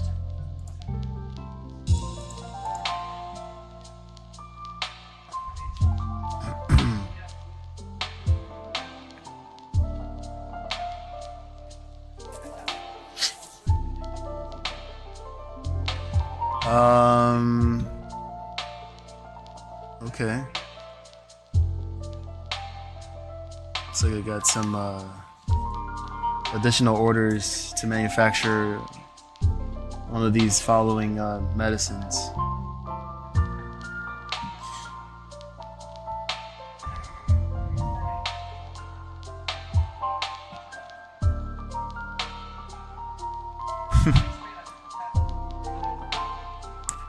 Yeah, whatever this is, it definitely made the stock pop up. You got one here, one of the following medicines, 408,000 units of Miorel, which is used to reduce and relieve excessive muscle spasms commonly seen in conditions like multiple sclerosis diseases or spinal cord injuries. 222,000 units of calcifilin, an active metabolite of folic acid necessary for nucleic acid synthesis during cytotoxic therapy, and 72,000 units of dexedose, a synthetic glucocorticoid with potent anti-inflammatory properties, also used for its anti-allergic, antitoxic, antipyretic, and immunosuppressive effects. Let's see, what is cytotoxic therapy? That is also known as tumor cell modulation. It is a biological therapy that uses proteins called cytotoxins to kill or slow the growth of cancer cells. Cytotoxins can be produced by the body's cells to destroy cancer cells, make it difficult for cancer cells to grow and reproduce. and change the cancer's cells biology so that it can become weak and die. Interesting.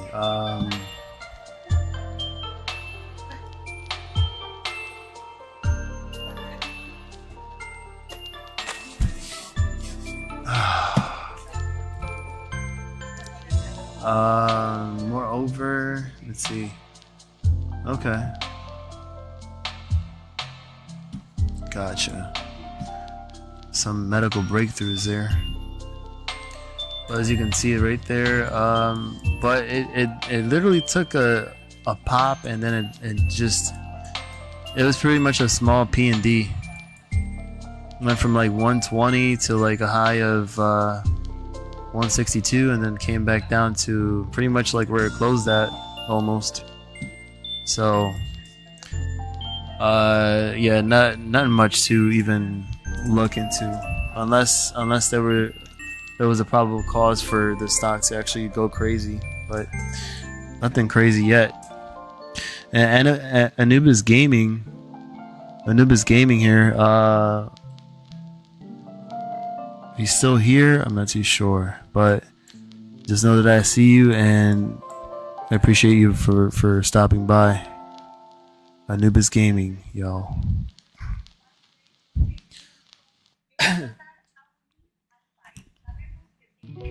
Someone said Flux.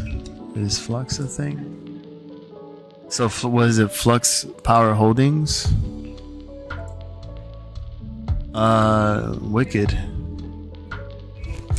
For some reason, I'm starting to see a pattern here, and a good majority of stocks, especially small cap stocks, have been seeing the same exact trend here. How it just bottoms out and it's starting to now trade above the 200-day simple moving average. And for that reason, I would like to think that it's a bullish thing, but it has to maintain and it has to stay above the 200-day simple moving average and continue the trend upside, and to probably see some more push up there. And mind you, back on May 14th here, they did receive a price target maintained with a $15 a share by H.C. Wainwright and Company. So that's a big target for sure. Here, the 1 year price target for $9 here, and analyst rating as a strong buy. Lion, thanks for no problem, Zelly. Thank you for mentioning it on the chat. Appreciate it. How's everything, Anubis? How was your day? Did you get to trade the big dip on the SPY, or the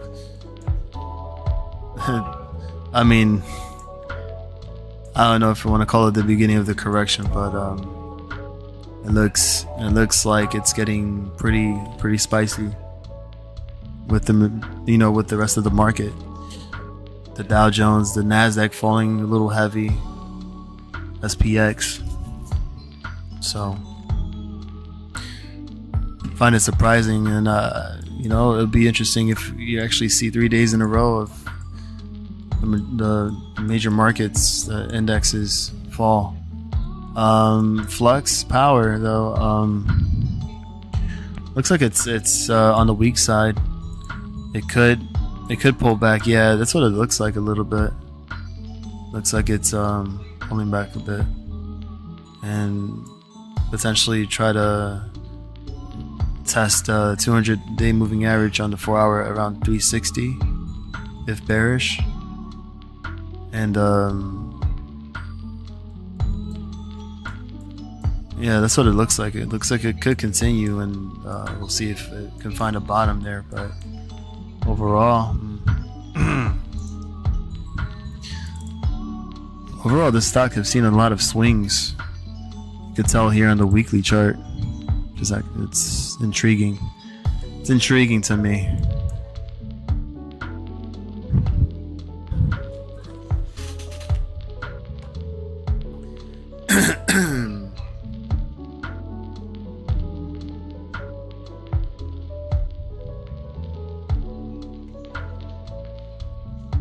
going, and yes, I did make some money on it.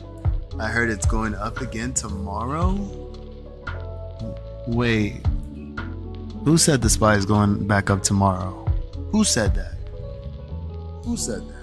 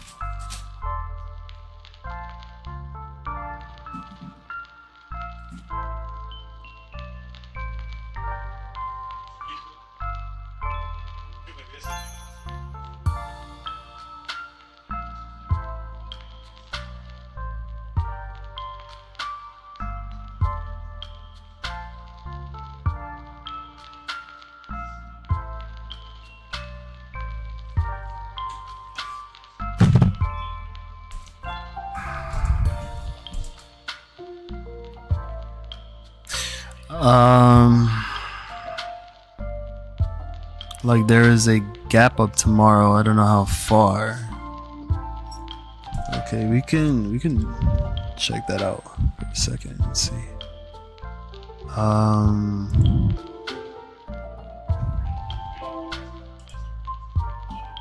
want to see it on the daily here. What is this? What is this line? Interesting. Oh, shoot. Hold on. I totally forgot about this. Looks like it stopped there and then started going back down. Okay, I need to remove these drawings. Well, actually, no, I could just remove this. And this. I think that's, alright, hold on. Let's go look at the SPY. I know that there was some type of I know that there has to be a gap. Oh, so maybe you're talking about the gap down, and then maybe, let's see, maybe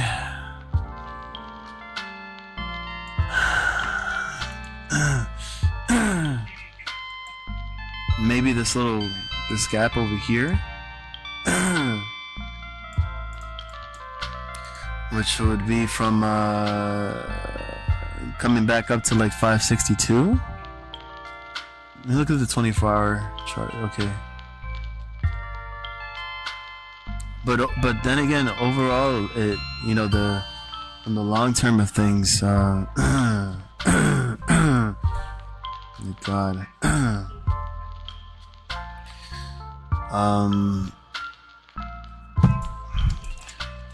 Looks like, you know, because the rule is pretty much if two more candles trade underneath the 7-day simple moving average, and that's a bearish sign right there. And you see it right here. We got a nice death cross. I guess we could call it a death cross here on the MACD, starting to come back down. And also the Elliott wave here too is getting a little deeper there and trying to come back down. So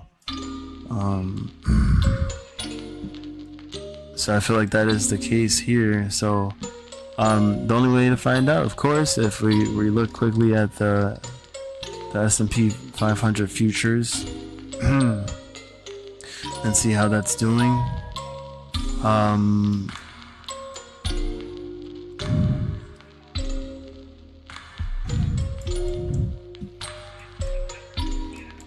Oh, okay.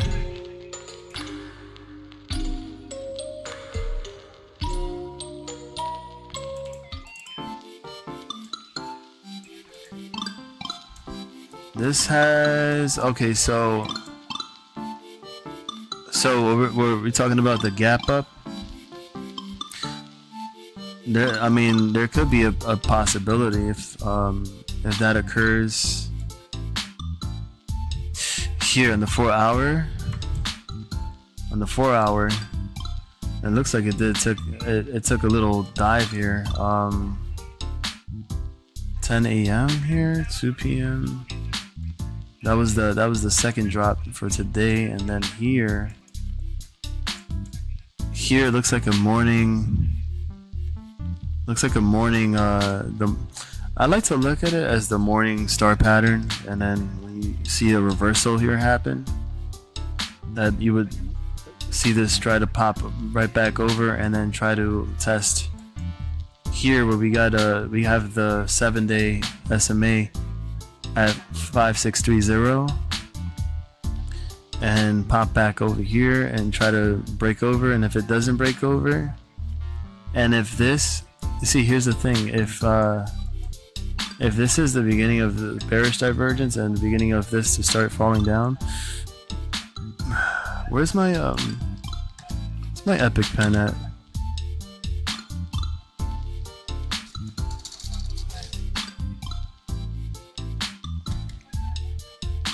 Oh, thank you, Anubis, by the way. I think I need to make some tea, because I need to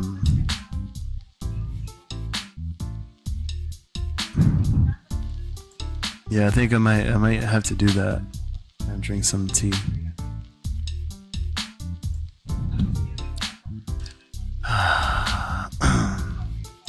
Let me see.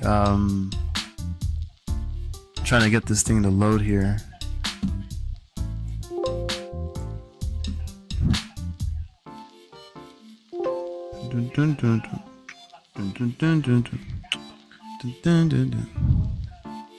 I feel like I should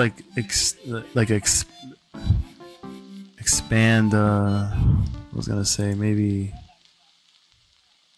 Wait, is this actually on repeat? Yeah, it is. You can listen to that on repeat.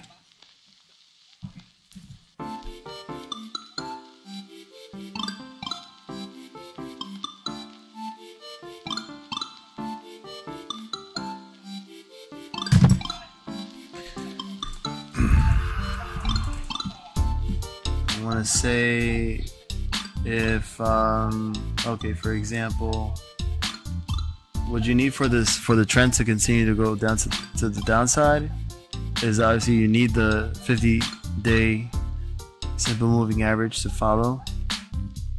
Then you need the 200-day SMA to follow this line, and then this eventually would have to meet with the 200 and then do a death cross, and in that process you would see is the 7-day here also follow, where you would actually see the continuation of the SPY, the SPX, go to the downside as such, or if not, until it eventually reaches a bottom and try to bounce from here.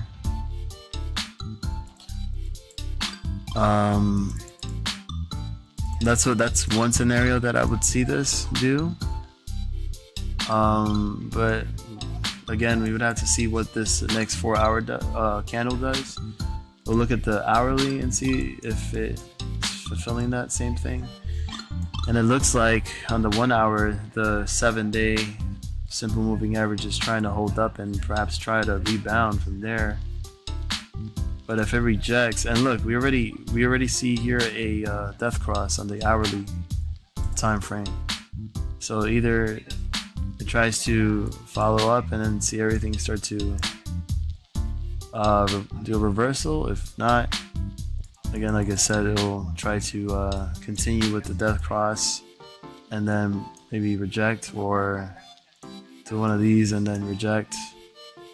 We see many cases that this happens, and then we see the bear flag play out, because this is what it looks like. It looks like a bear flag, and then boom, boom, and then you have that continuation to the downside for the SPY. So I'm still leaning bearish on my sentiment on the SPY, and that's for damn sure. That I know that we could definitely see that happening.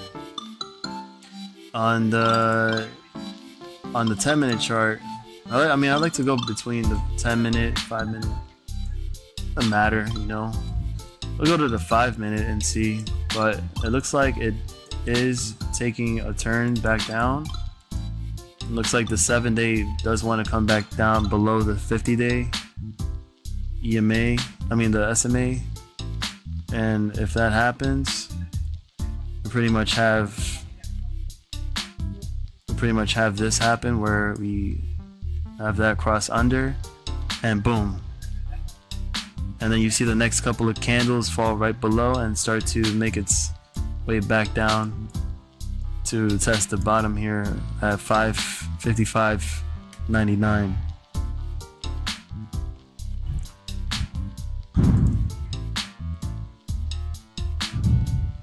Oh, man. Eric, that would be awesome. I would play every time you walk in the room. That's funny.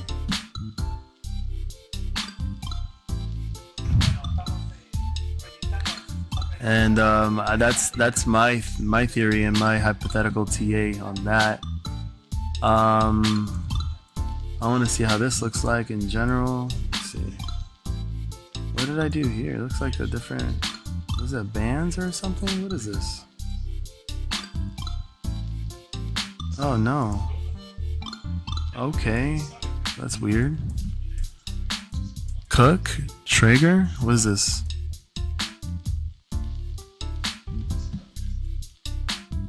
Oh, there it goes. There it goes. That's exactly what it's trying to do now. Wow, that's a big candle. Oh, can we actually see it? Oh, okay. Let me remove that. Let me just remove that real quick.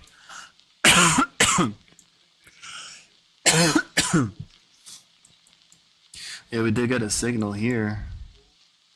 It's supposed to be a bearish signal. And the Elliott wave too as well is now coming down to the bottom here. It's trying to find momentum to the downside. So that means the SPY should be back at 533 or below 533. So let's see SPY real quick.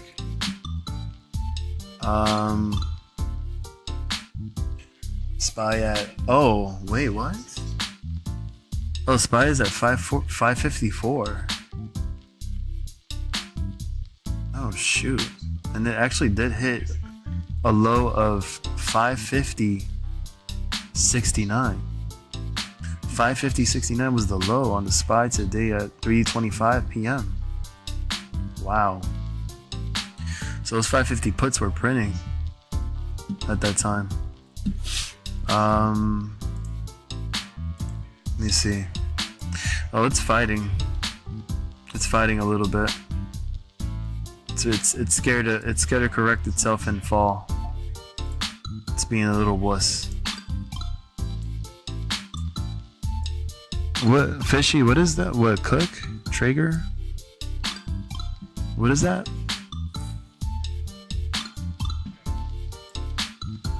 The 3 hour. The 3 hour looks like it's headed to that direction too. I mean not the 3 hour, the 3 minute. And the 1 minute, the 1 minute wants to bounce.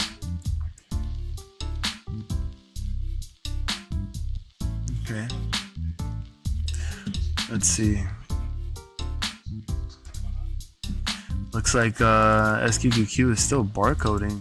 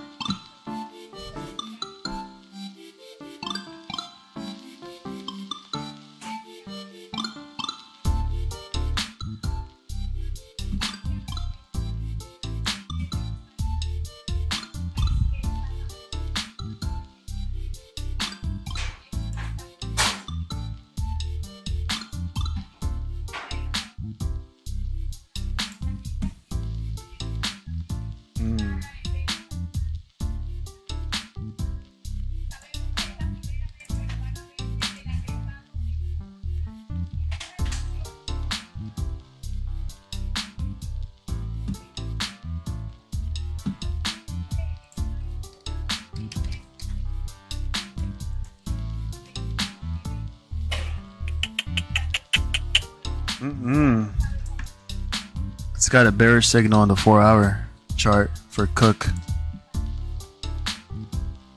Look at that. Oof. That's a big drop too.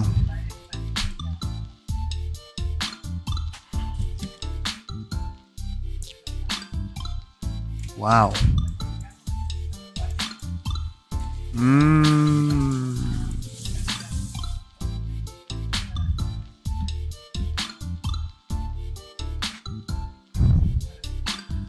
Say word. The Traeger Cook. Looks like it's gonna be lacking some flavor for Cook because it looks like it's gonna come down a little bit. And try to see this back over here. What's this? Oh, coconut water. Thank you.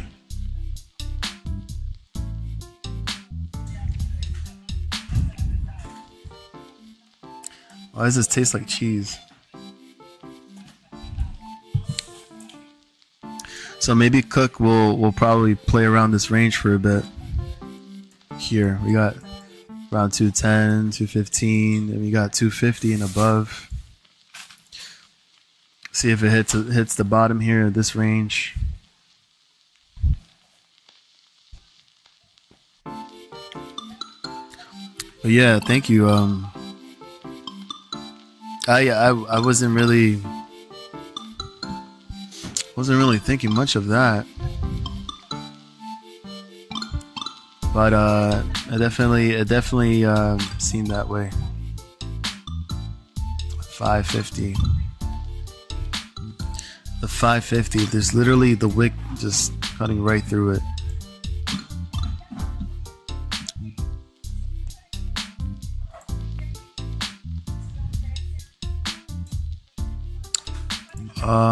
Can we, what is this? What? Okay. Let me look at the 1 hour. Yeah, the one hour for Cook. The 1 hour for Cook looks to be pulling back here. So, what are you doing? Puts for Cook or something? Are you guys trying to smoke Cook and bring it back down, or? Ugh. And this coconut water is garbage. What the hell? And you see here in the hourly with the 7-day here about to fall right into the 50-day simple moving average. Yeah, especially with these red candles here dropping down. Yeah, it looks like there's a lot of sell orders taking place. Let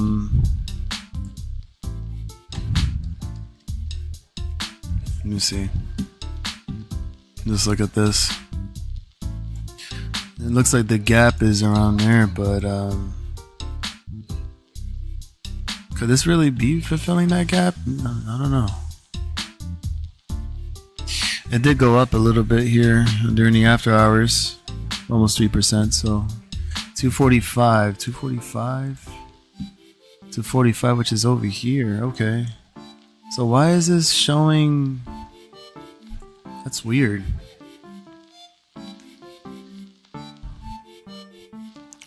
So if it's back at 245, I mean, okay. It IPO'd at $30.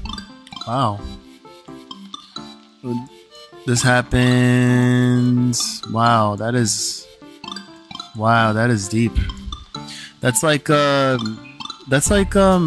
Woof's situation. Was it Woof that IPO'd? Or was it something else? Might have been something else. Let me see. Was it Woof? Yeah, it was. Yeah, because look, even Woof too as well had IPO'd around 26 bucks and went to a high of $31 and started to come down just like Cook did. Here it opened up at like 22 bucks, went up to 32.59 and then started to sell off until it started to find the bottom here. And it looks like the bottom here was indeed here at around 2 bucks in this range, and it looks like maybe I don't know, but it has to maintain, it has to stay above 240, 250 around there to continue going to the upside. But right now, even for the weekly, the 7-day is pointing down, and also the 50-day simple moving average, so that is a little tricky there. And if not, then we have the $2 as a major level support. Let's see. Wood pellets. I use Sonora charcoal. Yeah, coconut water is it's the one from the can, you know, like the Goya or whatever. I don't like it.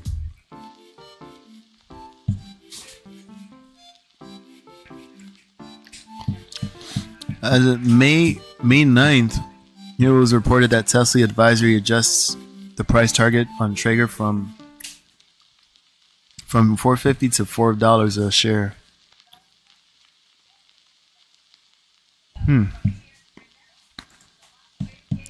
WOOF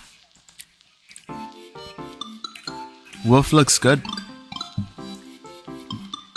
In my opinion, it's consolidating and it's right above the 50-day SMA. Look at the 24-hour chart on this, and it's maintaining its trend right above. You got it right above 350, right above the 7-day SMA and the 50-day. You see, you got the golden cross already, which had occurred at around 4 o'clock in the morning, 5 o'clock around there, maybe. No, it from Friday to Monday. Okay, so from Friday to Monday, you have the golden cross come to fruition, and then now you got the trend here above the 200, and it's bullish. So again, look, you even have this hitting today at $3.99, so it actually almost hit $4 on the dot.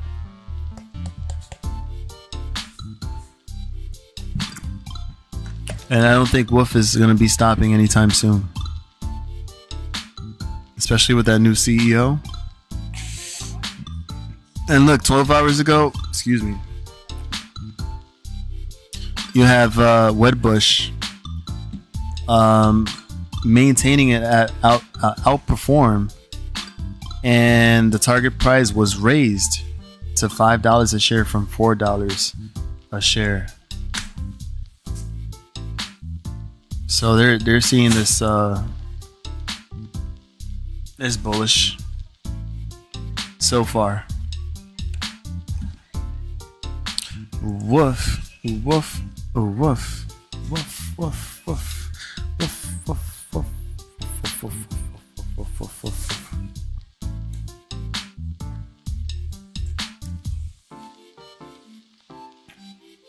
You got a channel? Say word.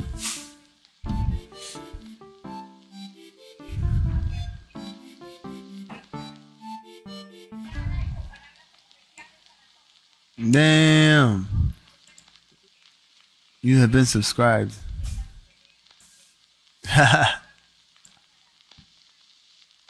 Oh, what?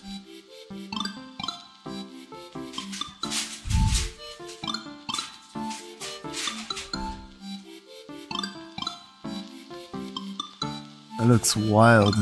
You only got 3 videos on your fishy. What is this? This is about.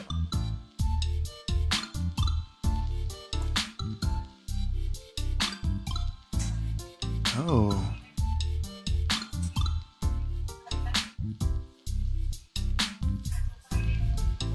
Oh, that's cool.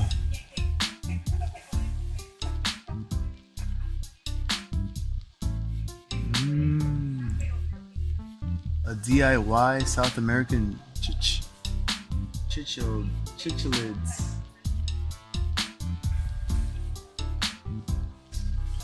Oh no, looks like the fish got stuck up there. No. Fishy, no. Look, he's stuck in there. That's so cool. Hit that like.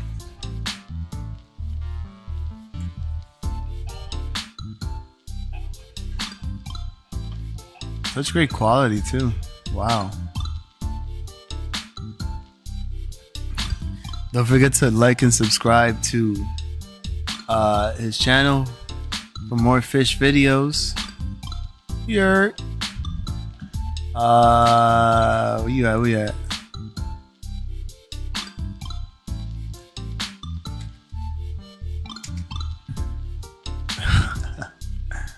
There you go.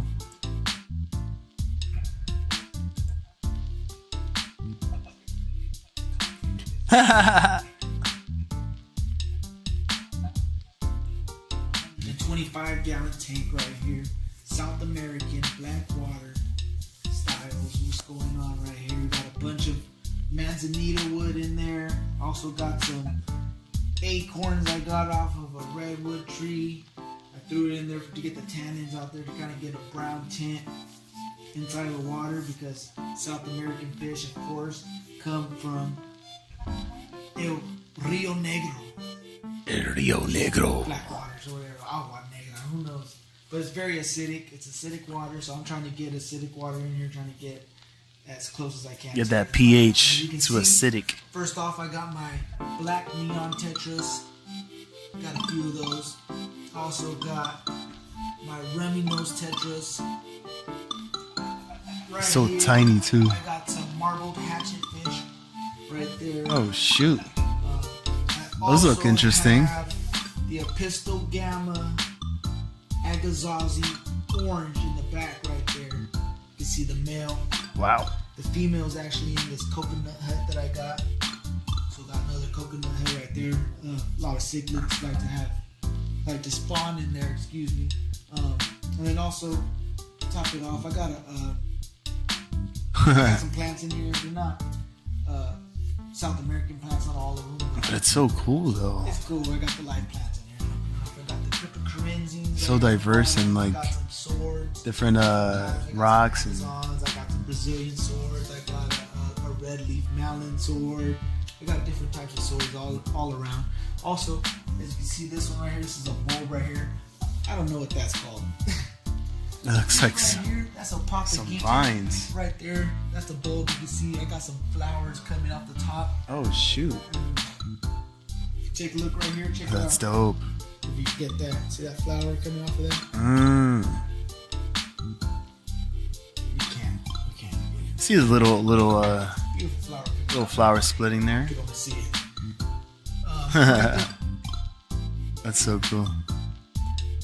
German blue rams.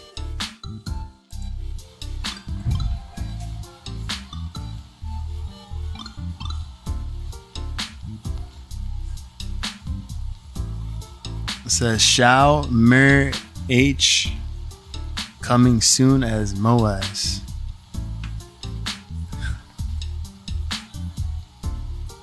There you go. Fishy Friends' channel. Don't forget to like and subscribe. Get there.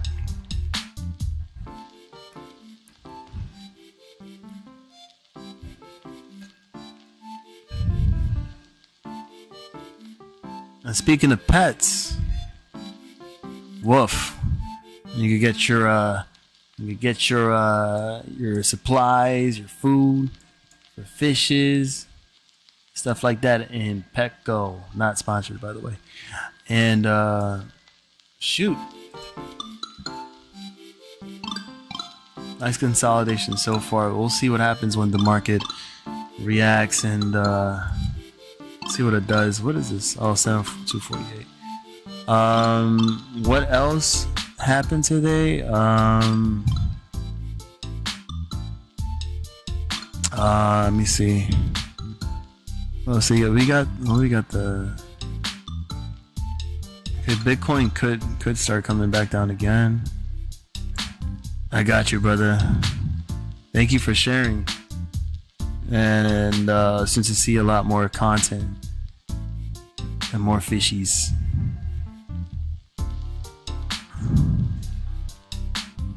More fishes, more fishes.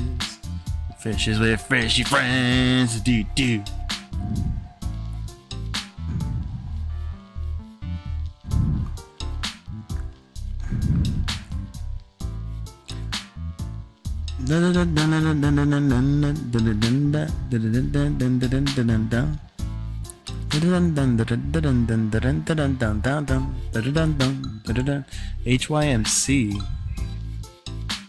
HYMC also looking to come back down. Okay. Oh my god, I just can't imagine. But look at this. DJT. So I had this box out here for a while, and look. For a while. I don't know for how long. I think after that big rally. And it looks like it stayed in that area of accumulation, and it looks to me that it's starting to come back up again. Was this mentioned yesterday? I gotta look back. But anyways, you can see it here on the MACD also trending up. Right there. And here on the Elliott wave climbing up.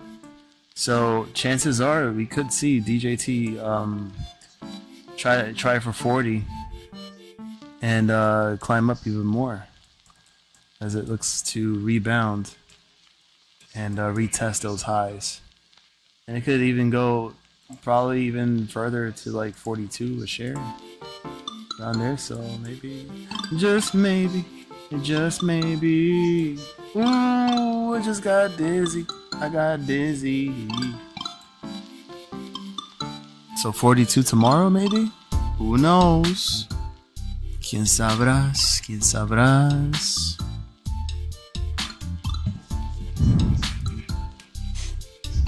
But not for nothing, like it's just the way that the habitat looks in the fish tank. It's natural. It just literally looks like they're swimming in the actual ocean, full with all of that, you know, that's in the environment. You know what I'm saying? So, actually, as a matter of fact, he is talking right now as we speak.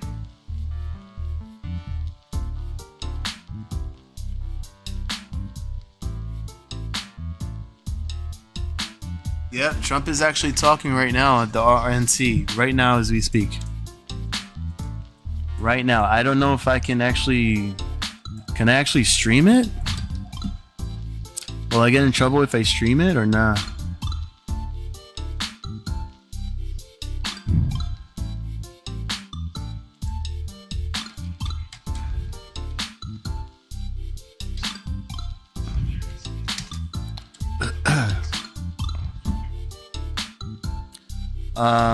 I need to look for. No, he's speaking right now. I was just saying it right now. He's speaking.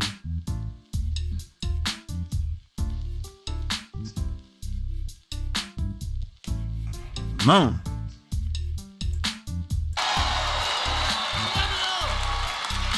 As you already know, the assassin's bullet came within a quarter of an inch of taking my life. So many people have asked me, what happened? Tell us what happened, please. And therefore, I will tell you exactly what happened. and you'll never hear it from me a second time because it's actually too painful to tell. It was a warm, beautiful day in the early evening in Butler Township in the great Commonwealth of Pennsylvania. Music was loudly playing and the campaign was doing really well. I went to the stage and the crowd was cheering wildly. Everybody was happy. I began speaking very strongly, powerfully, and happily because I was discussing the great job my administration did on immigration at the southern border. We were very proud of it.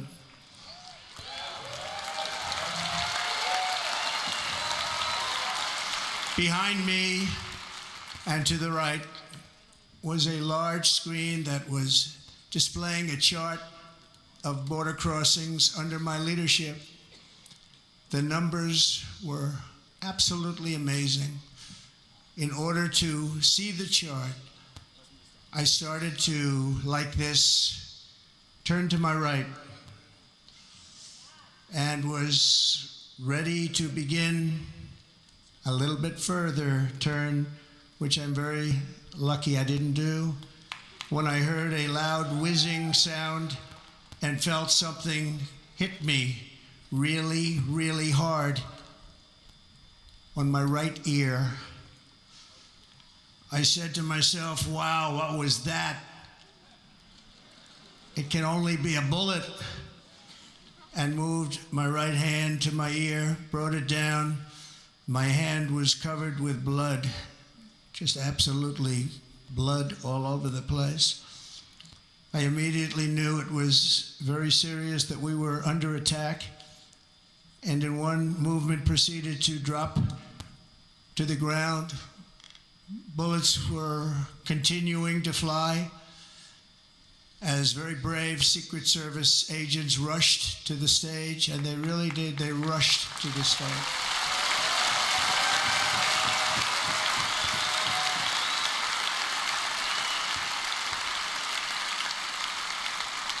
These are great people, at great risk, I will tell you, and pounced on top of me so that I would be protected. There was blood pouring everywhere, and yet, in a certain way, I felt very safe because I had God on my side. I felt that. Wow.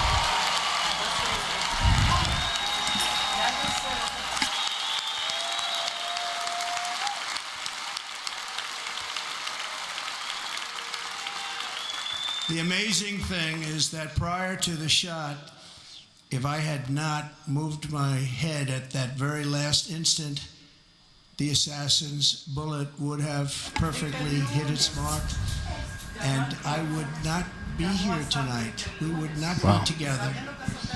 The most incredible aspect of what took place on that terrible God, evening, there's a lot of sun filthy, toxic was people in that actually chat. seen later. In almost all cases, as you No remorse. probably know, Disgusting. and when even a single bullet is fired, just a single bullet, and we had many bullets that were being fired, crowds run for the exits or stampede, but not in this case. It's very unusual. Yeah, I'm surprised that wasn't the case, because if and people are wondering why people didn't run. And didn't move an inch. In fact, many of them bravely, but Of course, I mean, why would anybody try to run in that situation and try to get trampled over? And then began pointing at him. You can see that if you look at the group behind me. That was just a small group compared to what was in front. Nobody ran, and by not stampeding, many lives were saved. But that isn't the reason that they didn't move. The reason is that they knew I was in very serious trouble. They saw it. They saw me go down. They saw the blood and thought, actually most did, that I was dead. They knew it was a shot to the head. They saw the blood. And there's an interesting statistic. The ears are the bloodiest part. If something happens with the ears, they bleed more than any other part of the body. For whatever reason, the doctors told me that. I said, why is there so much blood? He said, it's the ears. They bleed more. So we learned something, but they just...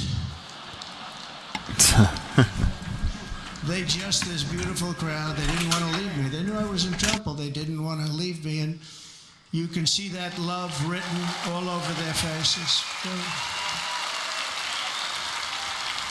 Incredible people. They're incredible people. Bullets were flying over us, yet I felt serene.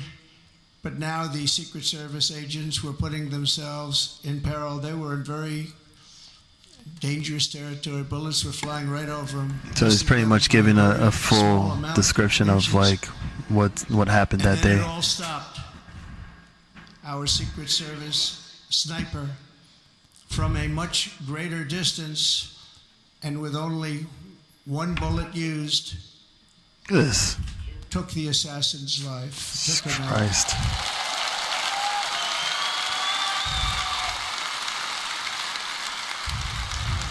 I'm not supposed to be here tonight. Not supposed to be here.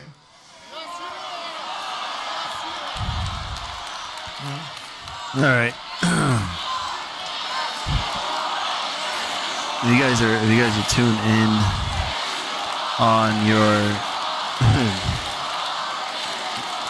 on your devices, Thank you. wherever you're watching this, But I'm not.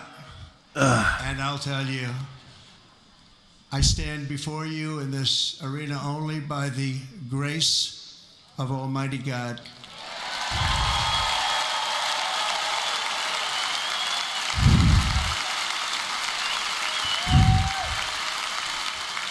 I can't look at the freaking chat. Over the last It's few ridiculous. days, many people say it was a providential moment. Probably was. When I rose, surrounded by Secret Service, the crowd was confused. Do I because get they thought I was do I dead. get copyright for And this? there was great I'm sorrow. a I could see that little on their nervous about faces that. As I looked out, they didn't know I was looking out. They thought it was over. Because I see people But I stream could see it. different I things, but I don't want to wanted to do something to let them know I be was copyrighted okay. for that. I raised my right arm, looked at the thousands What do you guys and think? thousands of people that were breathlessly waiting, and started shouting, "Fight, fight, fight." That picture, whoever took that picture, it'll be remembered for that because that picture is freaking iconic. There's already Fist went people up, selling that same picture and it and was putting into high frames and into stuff. the air. You've all seen that. Of course, because people The love to crowd profit off of realized stuff like I that. was But okay and roared it's with regardless, pride it's for still a our memorable country like image. No crowd I have ever heard before. Never heard anything like it. Oh, he's crying, man. For the rest of my life, I will be grateful for the love shown by that giant audience of patriots that stood bravely on that fateful evening in Pennsylvania. Tragically, the shooter claimed the life of one of our fellow Americans, Corey Comparator. Unbelievable person, everybody tells me. Unbelievable. And seriously wounded, two other great warriors. Spoke to them today. David Dutch and James Copenhaver. Two great people. I also spoke to all three families of these tremendous people. Our love and prayers are with them and always will be. We're never going to forget them. They came for a great rally. They were serious Trumpsters, I want to tell you. They were serious Trumpsters and still are. But Corey, unfortunately, we have to use the past tense. He was incredible. He was a highly respected former fire chief, respected by everybody. Was accompanied by his wife, Helen, incredible woman I spoke to today, devastated, and two precious daughters. He lost his life selflessly acting as a human shield to protect them from flying bullets. He went right over the top of them and was hit. What a fine man he was.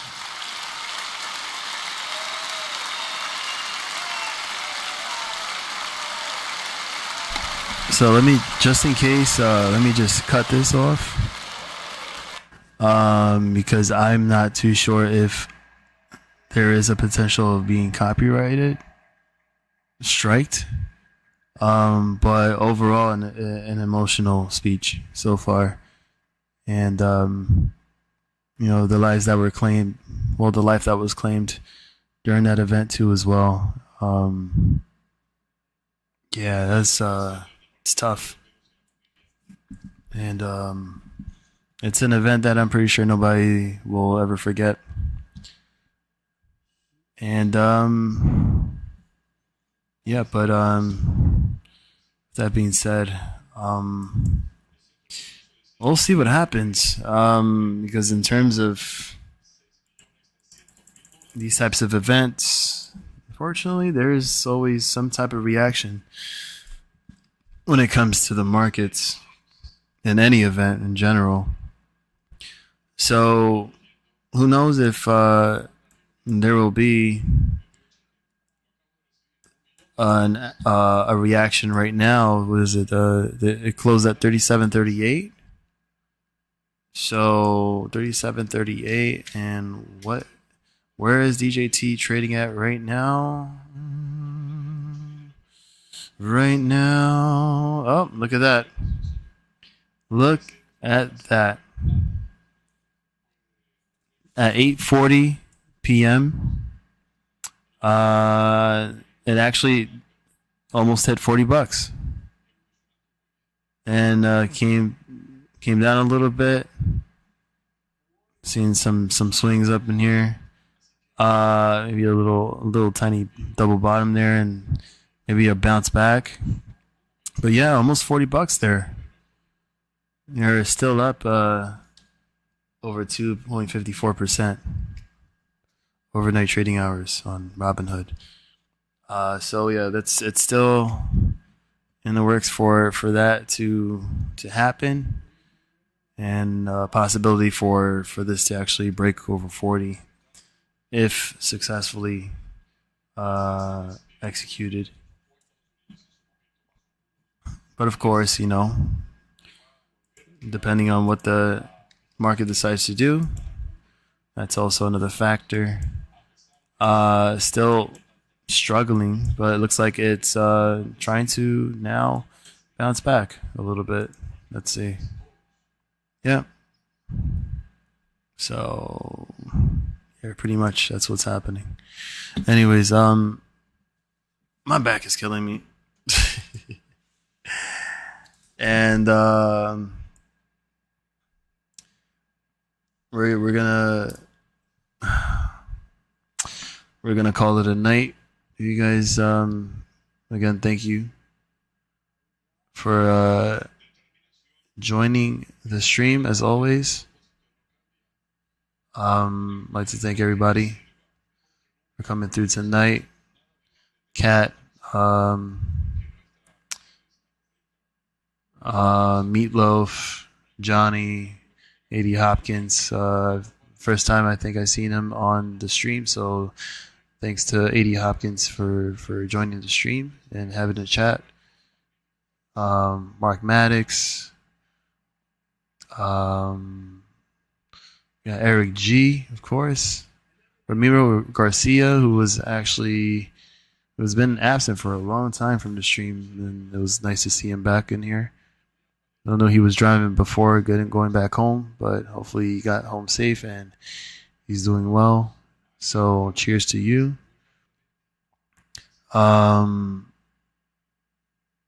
Fishy friends too as well. Thank you. There's still a couple of people, of course, here. Anubis, and and other people that we're missing tonight. Shout out to you, like Travis, Kevin, Chris, Kai, Supreme. And look, speaking of Travis, I just mentioned his name and he just popped up. What timing, Travis? What timing, Travis? I didn't even see you, though. Like, but I'm just about to end the stream, man. But good to see you on here. You already know. I'm gonna catch the beginning of the stream. We will add some timestamps in here by one and only Zelly. And thank you to Zelly. Thank you for everything. And much love to you. Giant hugs, big hearts, and the same goes for the rest of you guys.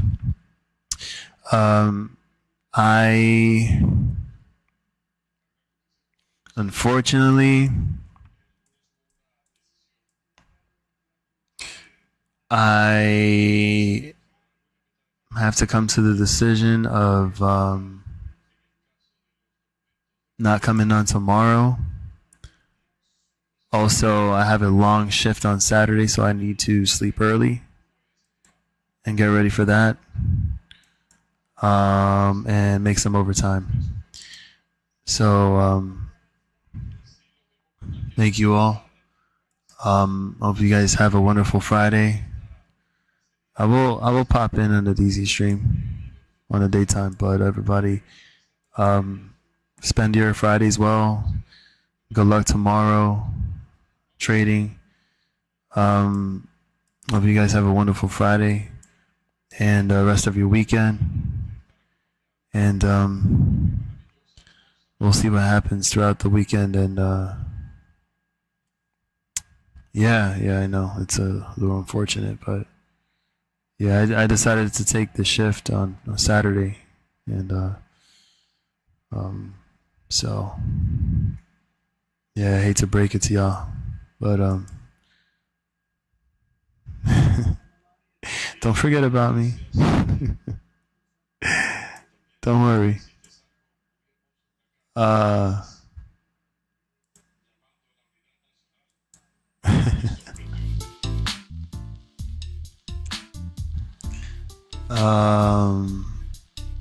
Play the rest of the song here, the next minute.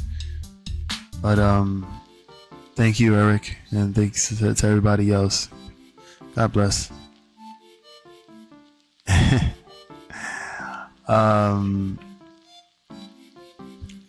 Yeah, man. That's gonna be your song, dude. Officially.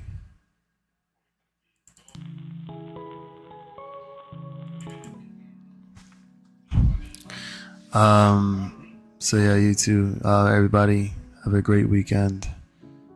And thanks for making this week happen, and for joining me throughout the week and streaming together and chatting it up and doing our usual. Of course, anything that was being said here on the stream was strictly, in my opinion, not financial advice, and you know the usual. So anyway, guys, take care of yourselves. Have a great weekend. Good luck tomorrow, and we'll see you next week. Same time, same channel, same stream with yours truly, Lion of all trades. Thank you.